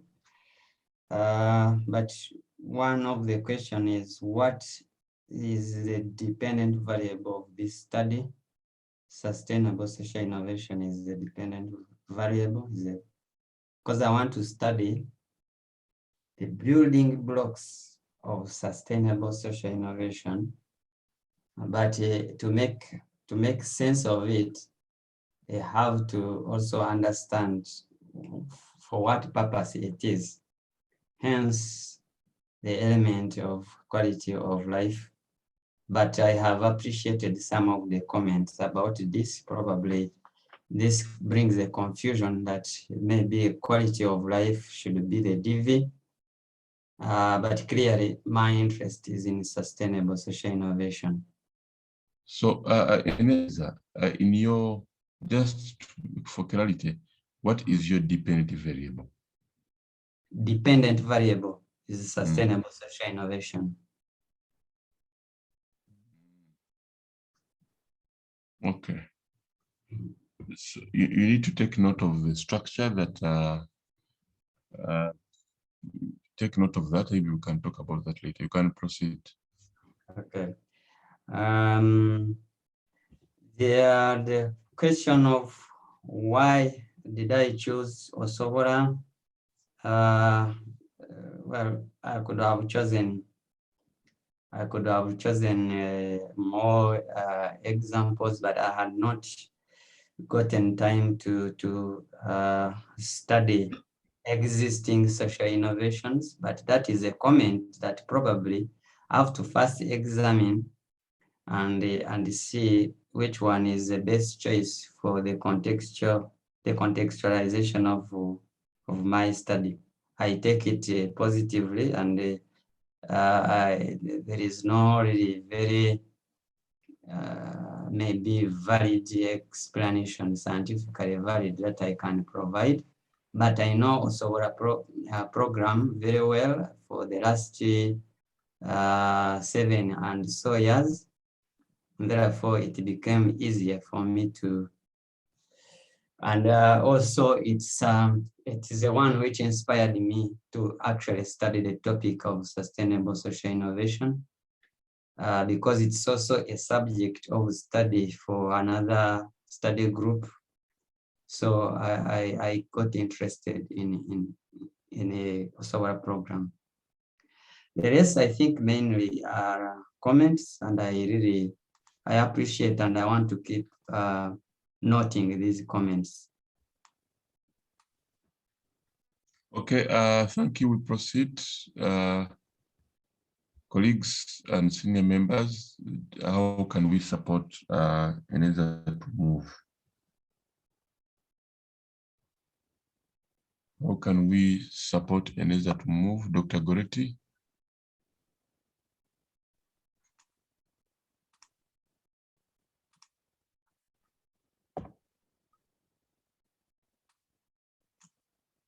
Members, how can we support Eneza to move?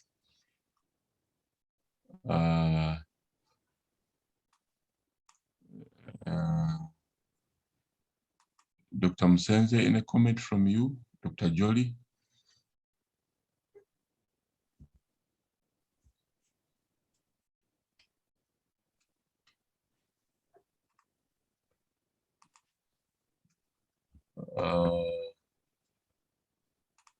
Professor Rora, you have any comment?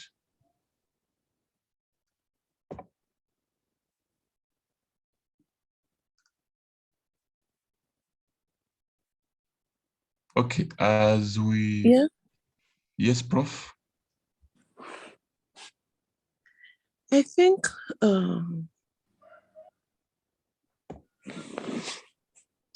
the comments really have been raised already.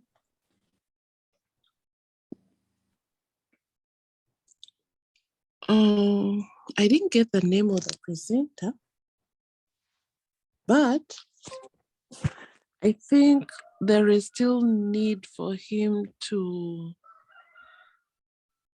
okay. There's still need for him to pick out the exact predictor variables. I liked the way he brought in the social innovation theory. That is fine. But now marrying the theories, the predictor variables with dependent variables, he needs certain theories.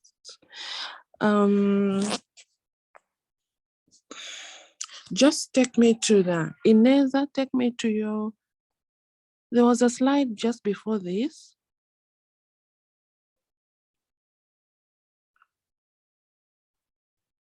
Go to your hypothesis.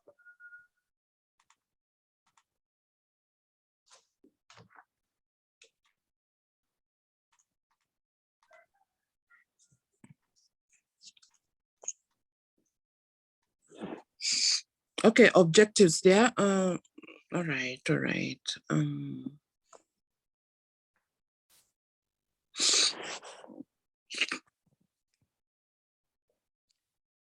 Charging relationship between changing social relations and social innovation, social technologies and sustainable social innovation, financial resourcing strategies and social innovation, quality of life and social innovation. My question is, are you saying that all these are emanating from that one theory that you look at? This is just something for you to think about. And then number 2 question is,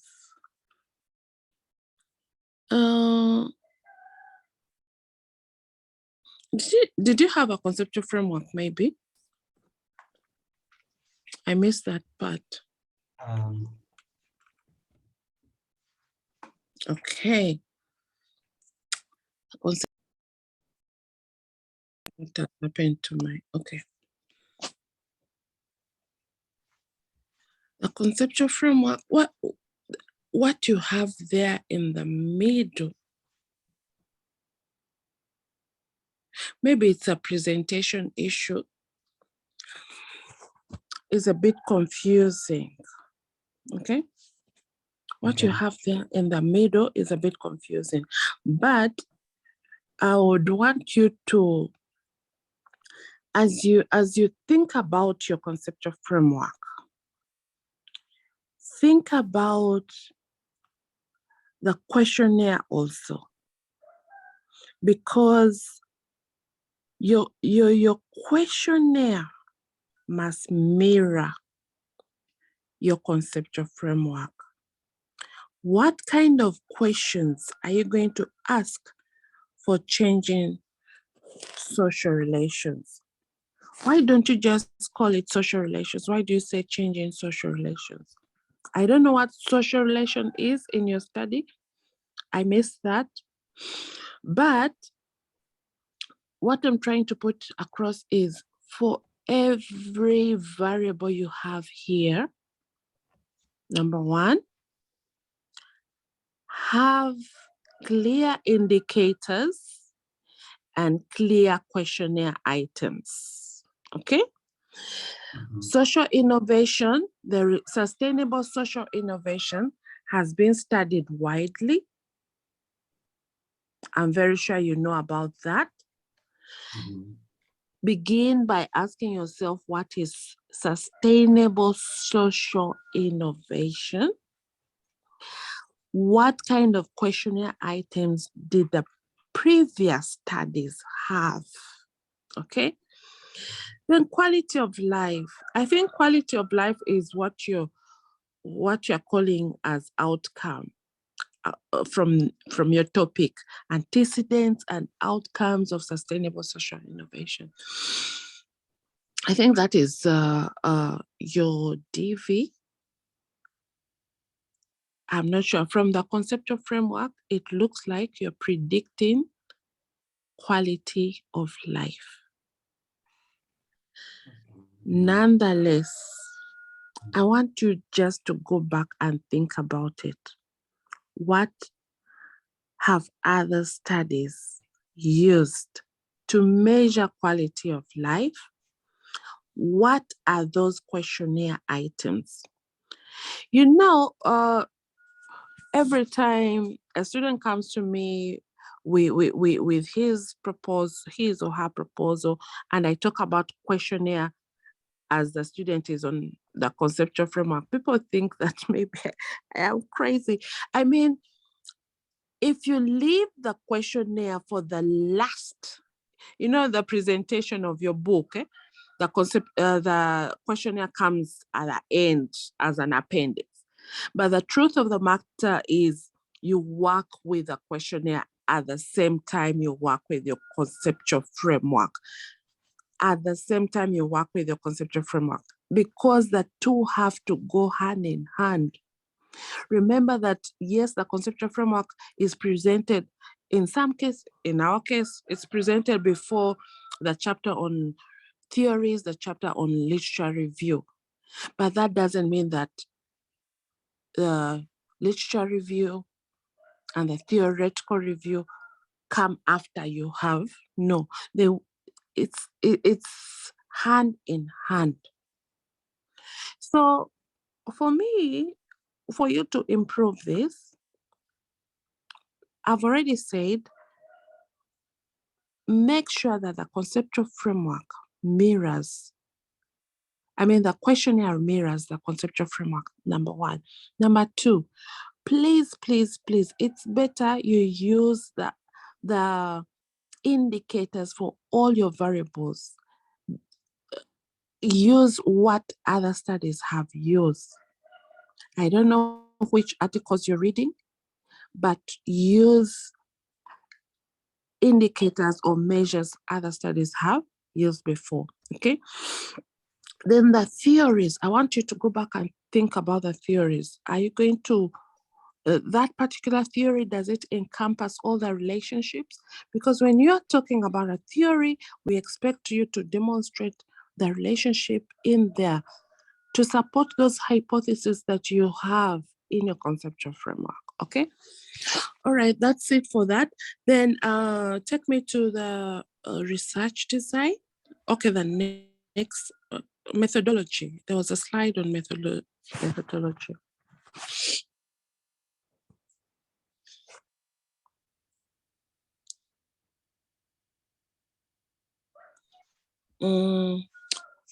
Go on.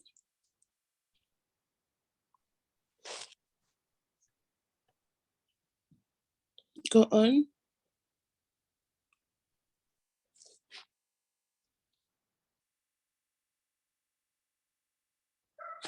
Did you say you are going to use an experimental design?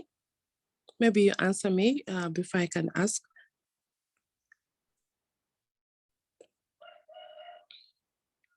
Please answer me before I can ask.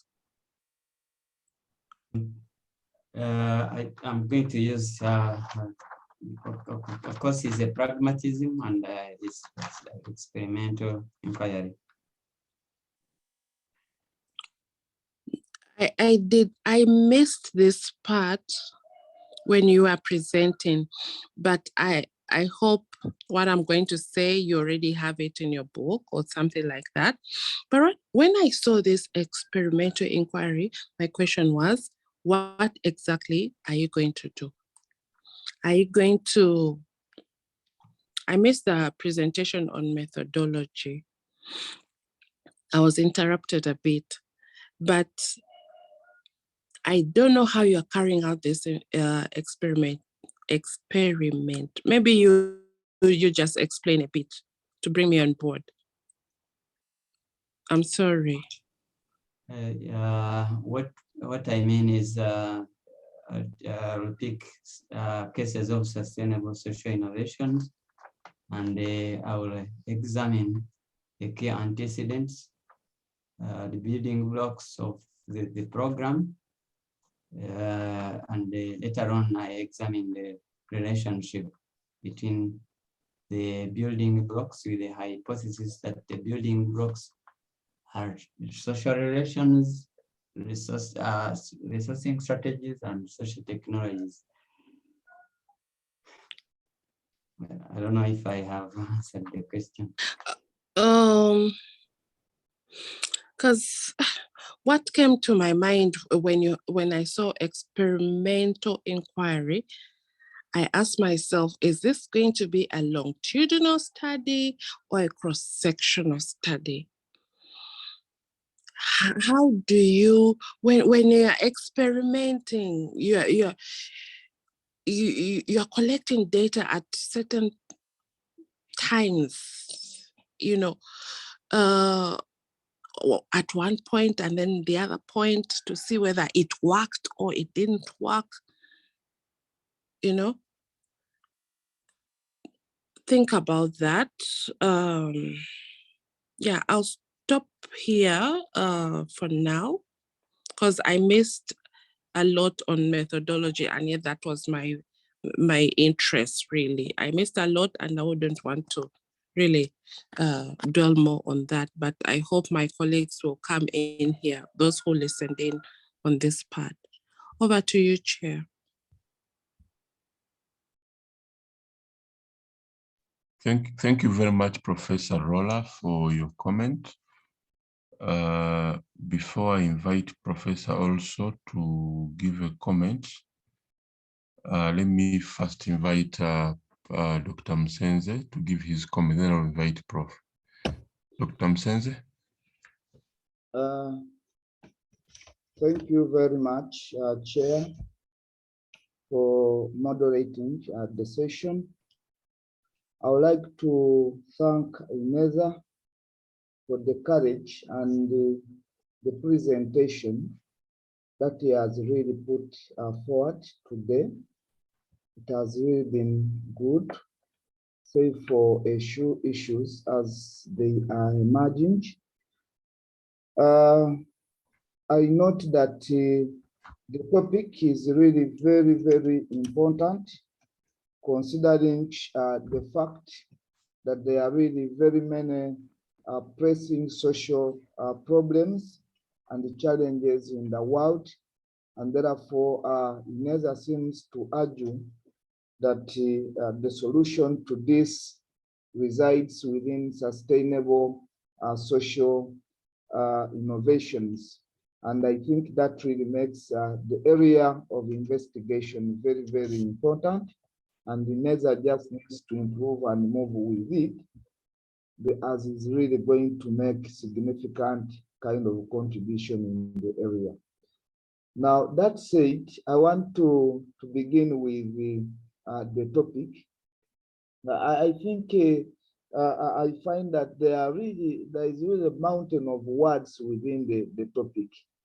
Can't we really scale it down? Why do we capture issues like antecedents and outcomes of sustainable social innovation? What if we simply say sustainable social innovation among the grassroots programs or in the grassroots programs in Uganda, such that we cut off the other kind of words? That would even bring it in line with the current trend of stating problems where we simply capture the DV. But I think that is an area that you really need to look at moving forward. Now, that said, the second issue, I think, has been raised by Professor Raula, where you really relied on one theory to really draw the emerging construct 3 or 4.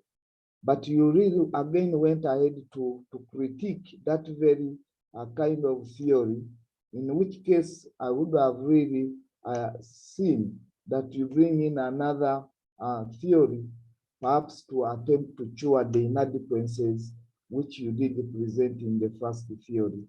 But that I really did not see it come out.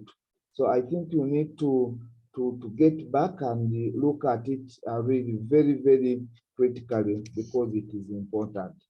The third issue is gets to the area of clarity about what you are studying, because throughout your presentation, you interchange as if you are looking at the quality of life, as if you are looking at sustainable social innovations.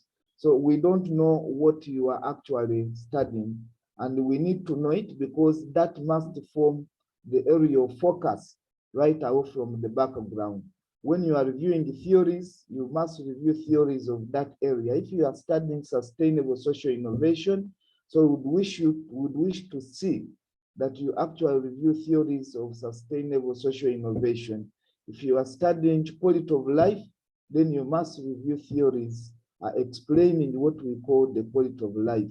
So in the current situation, we fail to understand even the theory that you've attempted to review. Is it relating to sustainable social innovation or the quality of life? I think that must come out very, very clearly right out from the beginning. And the problem is evident all through, even to what we are calling the conceptual framework, as Professor Raula has already raised. So I'm not going to again get back to that, but I think that is a major issue that you need to get back and look at very, very critically if this work is going to really make meaningful contribution.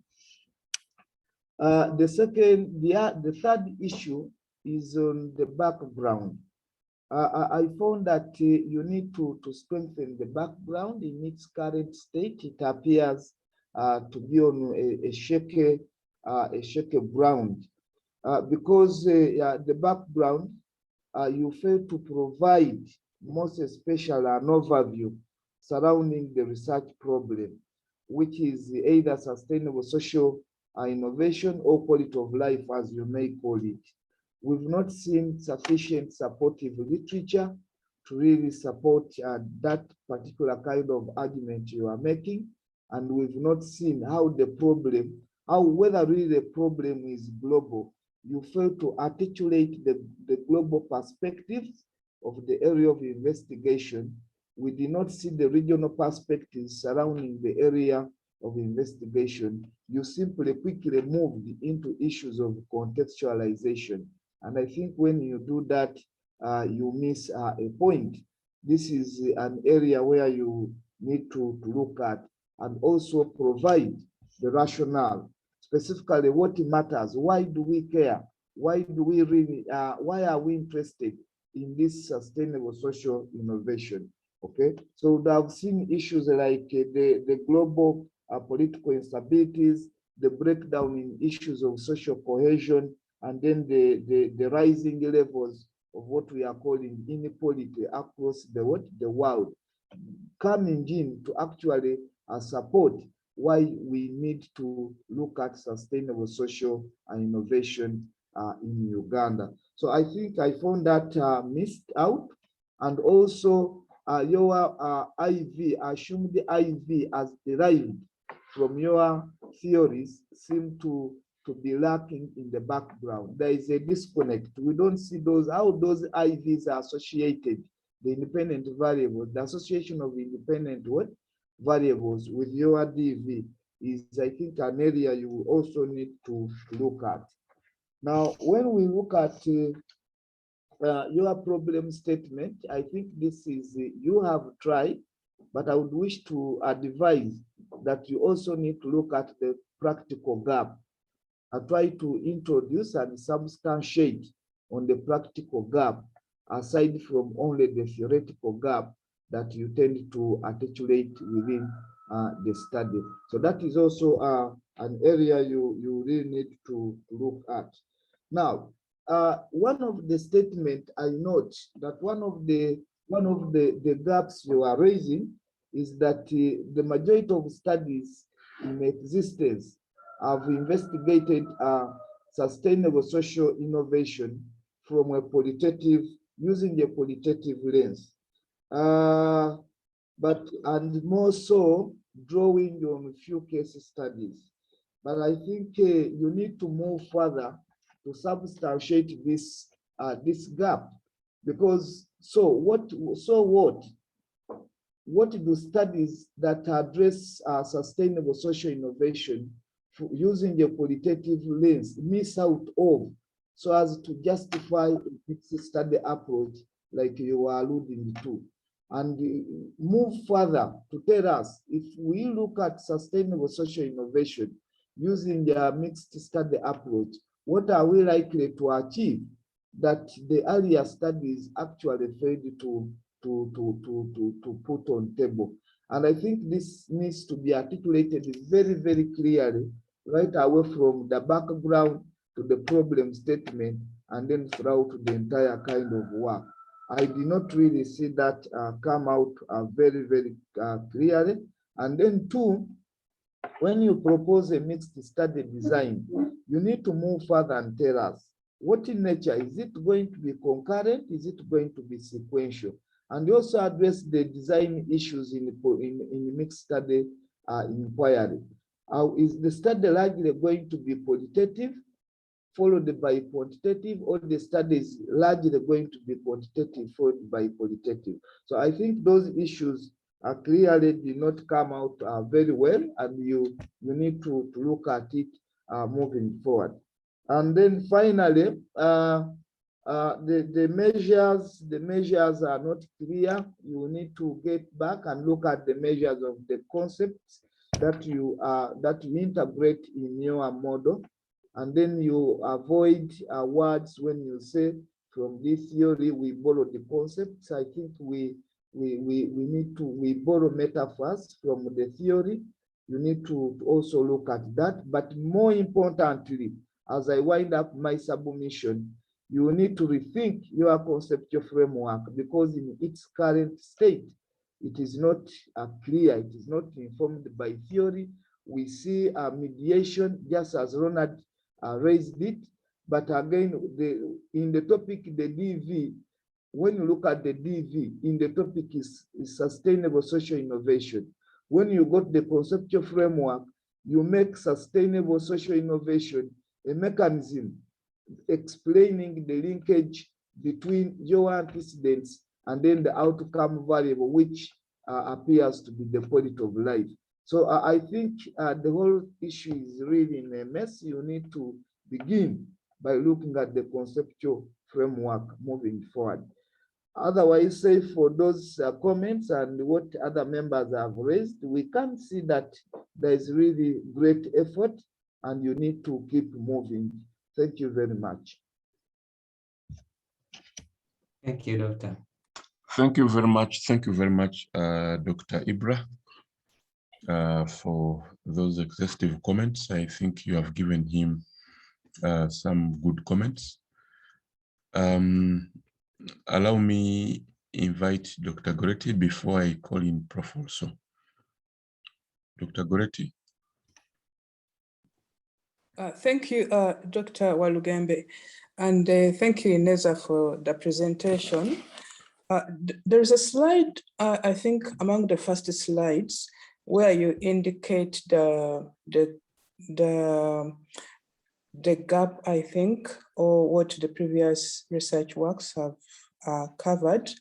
And I saw something about, then just go slow. I think where you indicated the latest debate on sustainable social innovations. Yeah, that one. No, the previous one. No. Can you go a bit, the previous one still?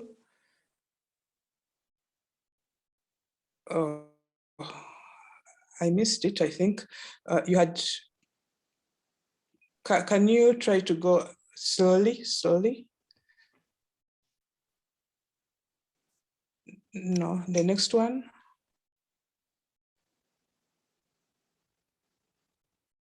The next, let's see the next. No, can you go backwards? Okay.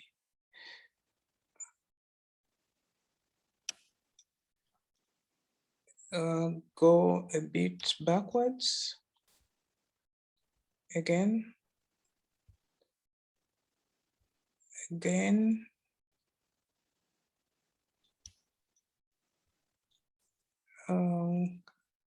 Still go backwards.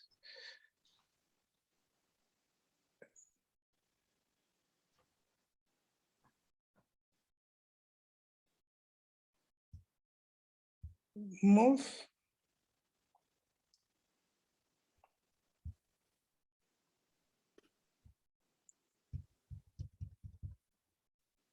Yeah, that one. Where you say you are talking about the why, and you are indicating that there's need for effective and efficient solutions, and also the existing solutions not being effective. So, and you indicate Malgan 2007. So that is the basis of your motivation, 2007. So I just wanted to know whether you came across any current debate on this sustainable social innovations. That caught my attention because I was looking at how far it is now in the past and where we are now. So I expected something which is more close. For you, bring this out as the most reference, the latest reference for us to appreciate your study. I think we need to be brought to nearer the current debate, which is almost so many years from what you are stating here. Otherwise, all the other comments I think have been raised very well for you to consider in your work. That's what I wanted to comment on. Thank you, Dr. All right. Thank you very much, Dr. Goretti. I think Ineza has got really very, very good comments. Very good comments from senior colleagues and the students this morning. And I think you are lucky to get such comments. Members, before I continue and invite Professor Ntai for a comment, allow me to recognize Professor Epifani Picho, the DVC of Muni University. Professor, you're welcome. And if you can say a word, I'll really invite you for a comment if you can. Also recognize some other my colleagues who joined a little bit late. I think Dr. Gideon joined a little bit late, but Dr. Gideon, thank you very much for joining and being part of the session this morning. Allow me invite our mentor, Professor Ntai, for a comment before we give final remarks and we invite Ineza for reactions. Professor Ntai, please, you have the floor to advise Ineza and give him more comments.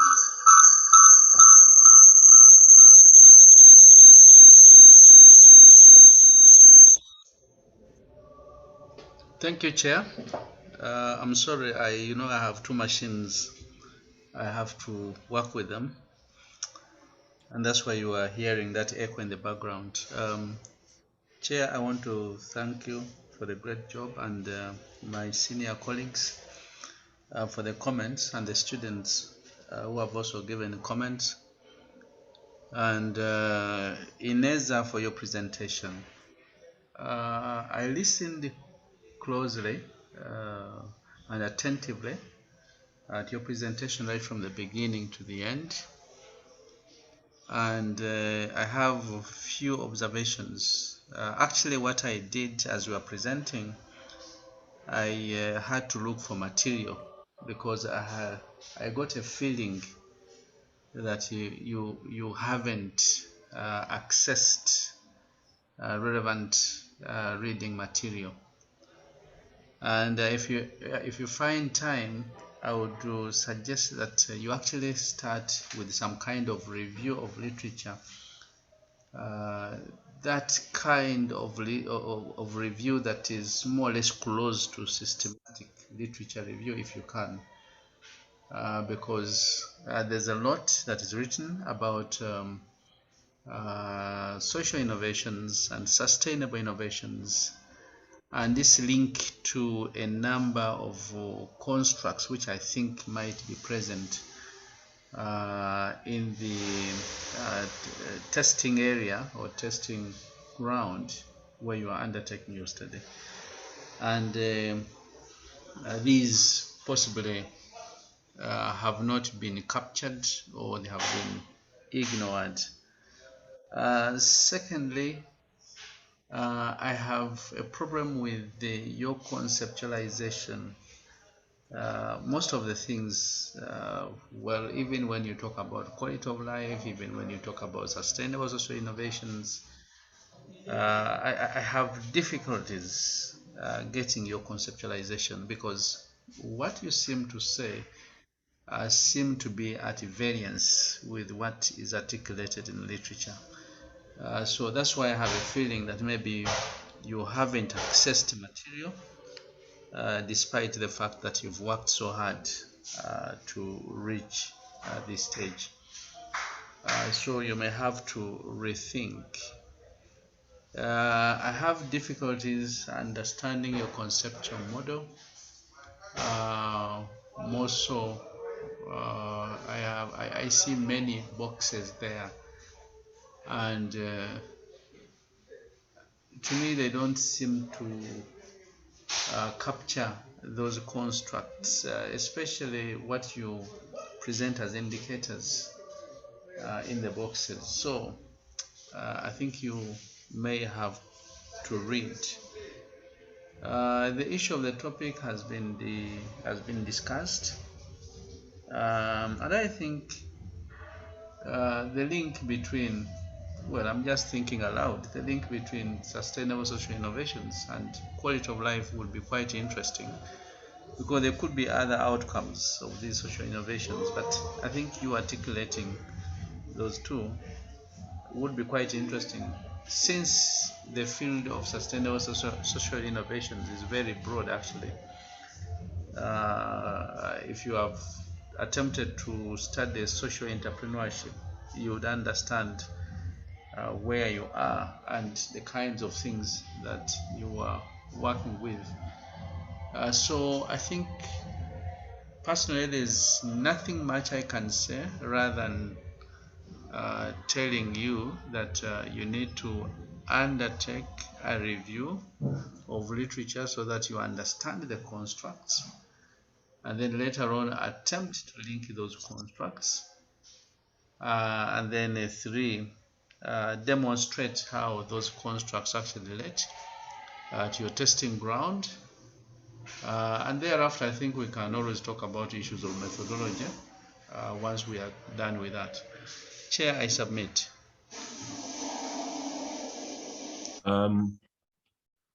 Thank you very much, Professor, for your comments.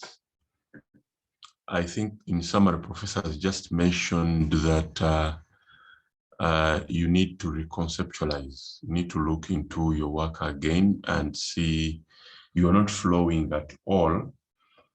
Maybe what I can add, only one word to Professor's comment Chair, on the before issue you, of structure. Chair, before you say it, I have sent him books. Let him check his email account. I've sent him books and journal articles and journal articles. He can actually start from there. Right. Thank you very much, Prof. With that guidance, I think you see that the most important issue now is to look at your conceptualization. But to me, what I can add on that is the issue also structure.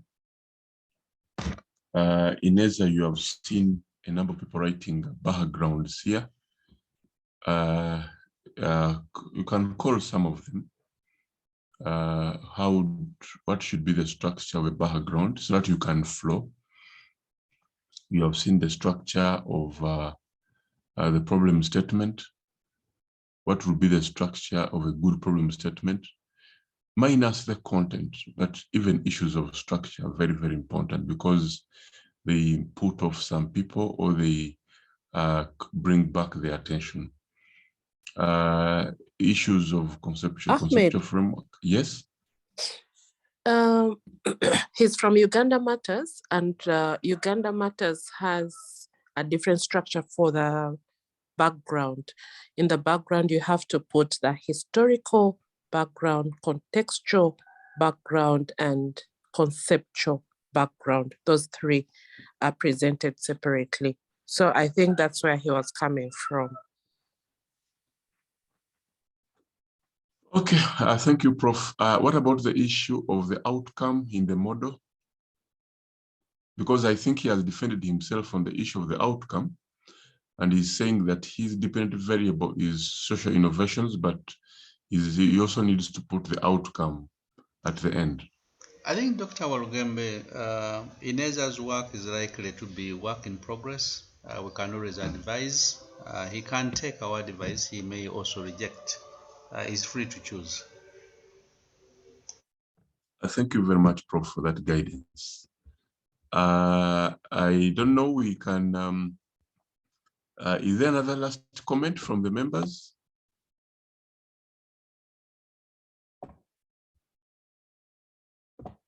I don't know, I wanted to invite Professor Epifani for the last comment, but his microphone is off. Possibly the way he logged in, there could be a challenge. So he can't really talk, but we appreciate his presence. Any other last comment, members, to Ineza before we really close the session?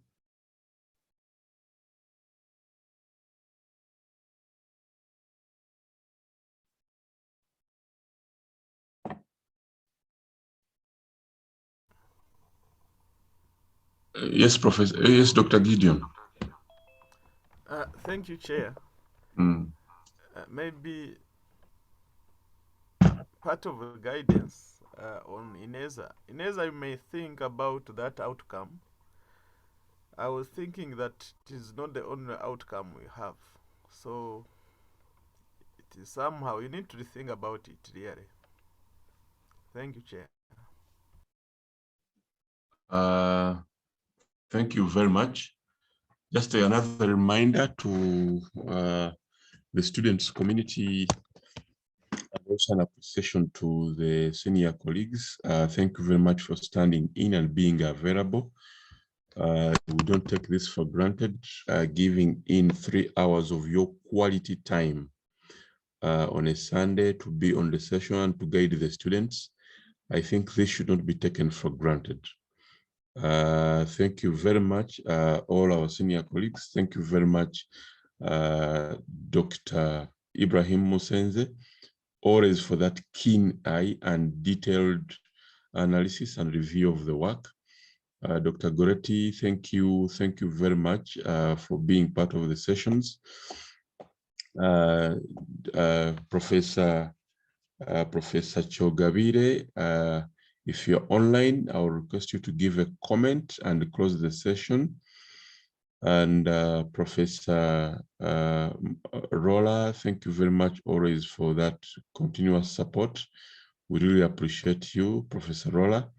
And our mentor, Professor Antai, thank you very much for that. And I think we really appreciate. Let me invite Peace to Shabe for a vote of thanks to the members. Peace, you had a comment earlier on. You didn't mention out that comment.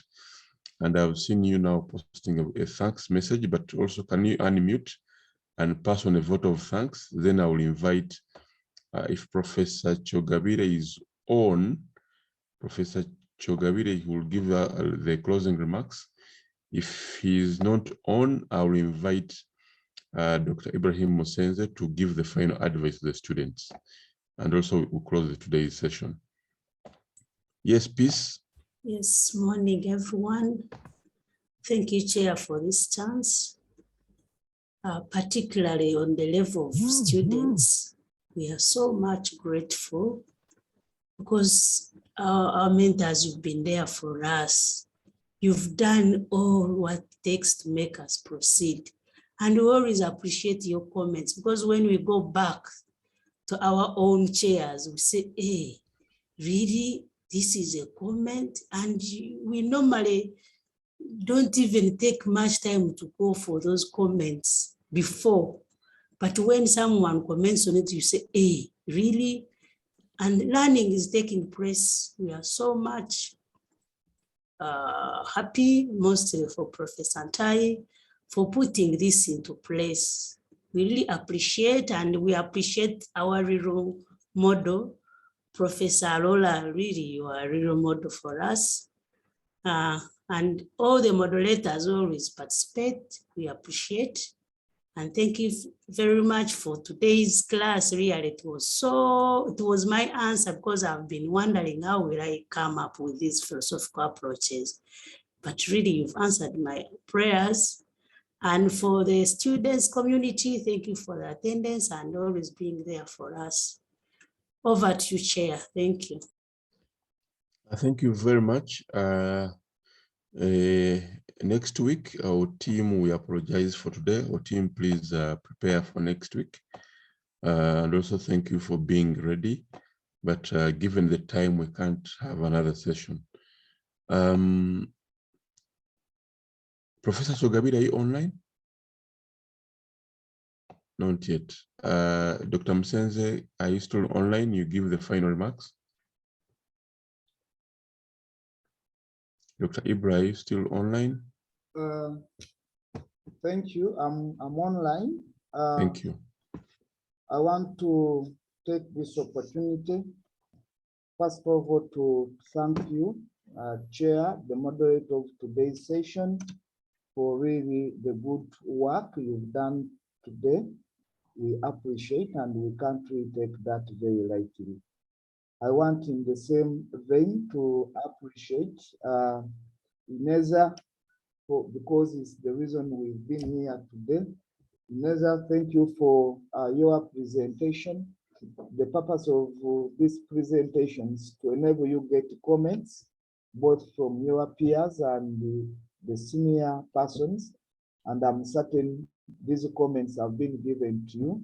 Please get back, critically look at them, and I'm certain they are going to enable you improve your work.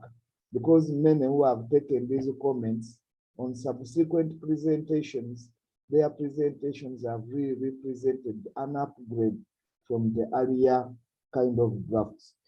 I want to thank Professor Ntai for really this initiative that has really put us together. And I want to thank him for his continuous guidance. And really, we do appreciate you for this. And we cannot take this very lightly. Now, to the rest of the students, this is a learning platform. And I want to say, whenever we give comments, beyond arguing, beyond giving a defensive kind of line, it is important that you take the comments that you've been given very, very positively, because the essence is to enable you improve your work. Come forward, don't stay with your work, because until you present it here, you are going to not to get comments, and the improvements will not be substantial.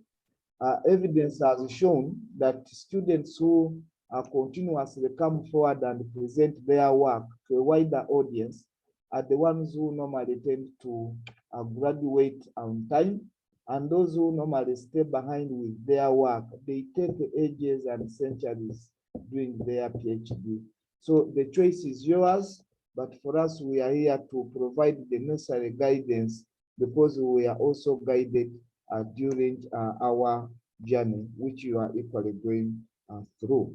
I want to appreciate all the senior colleagues who have really been with us since 2, and I call upon you to really continue being with us to ensure that we guide these students.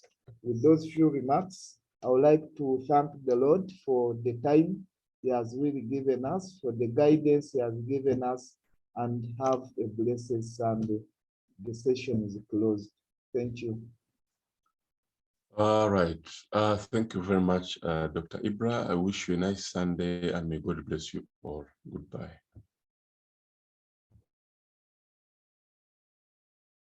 Goodbye.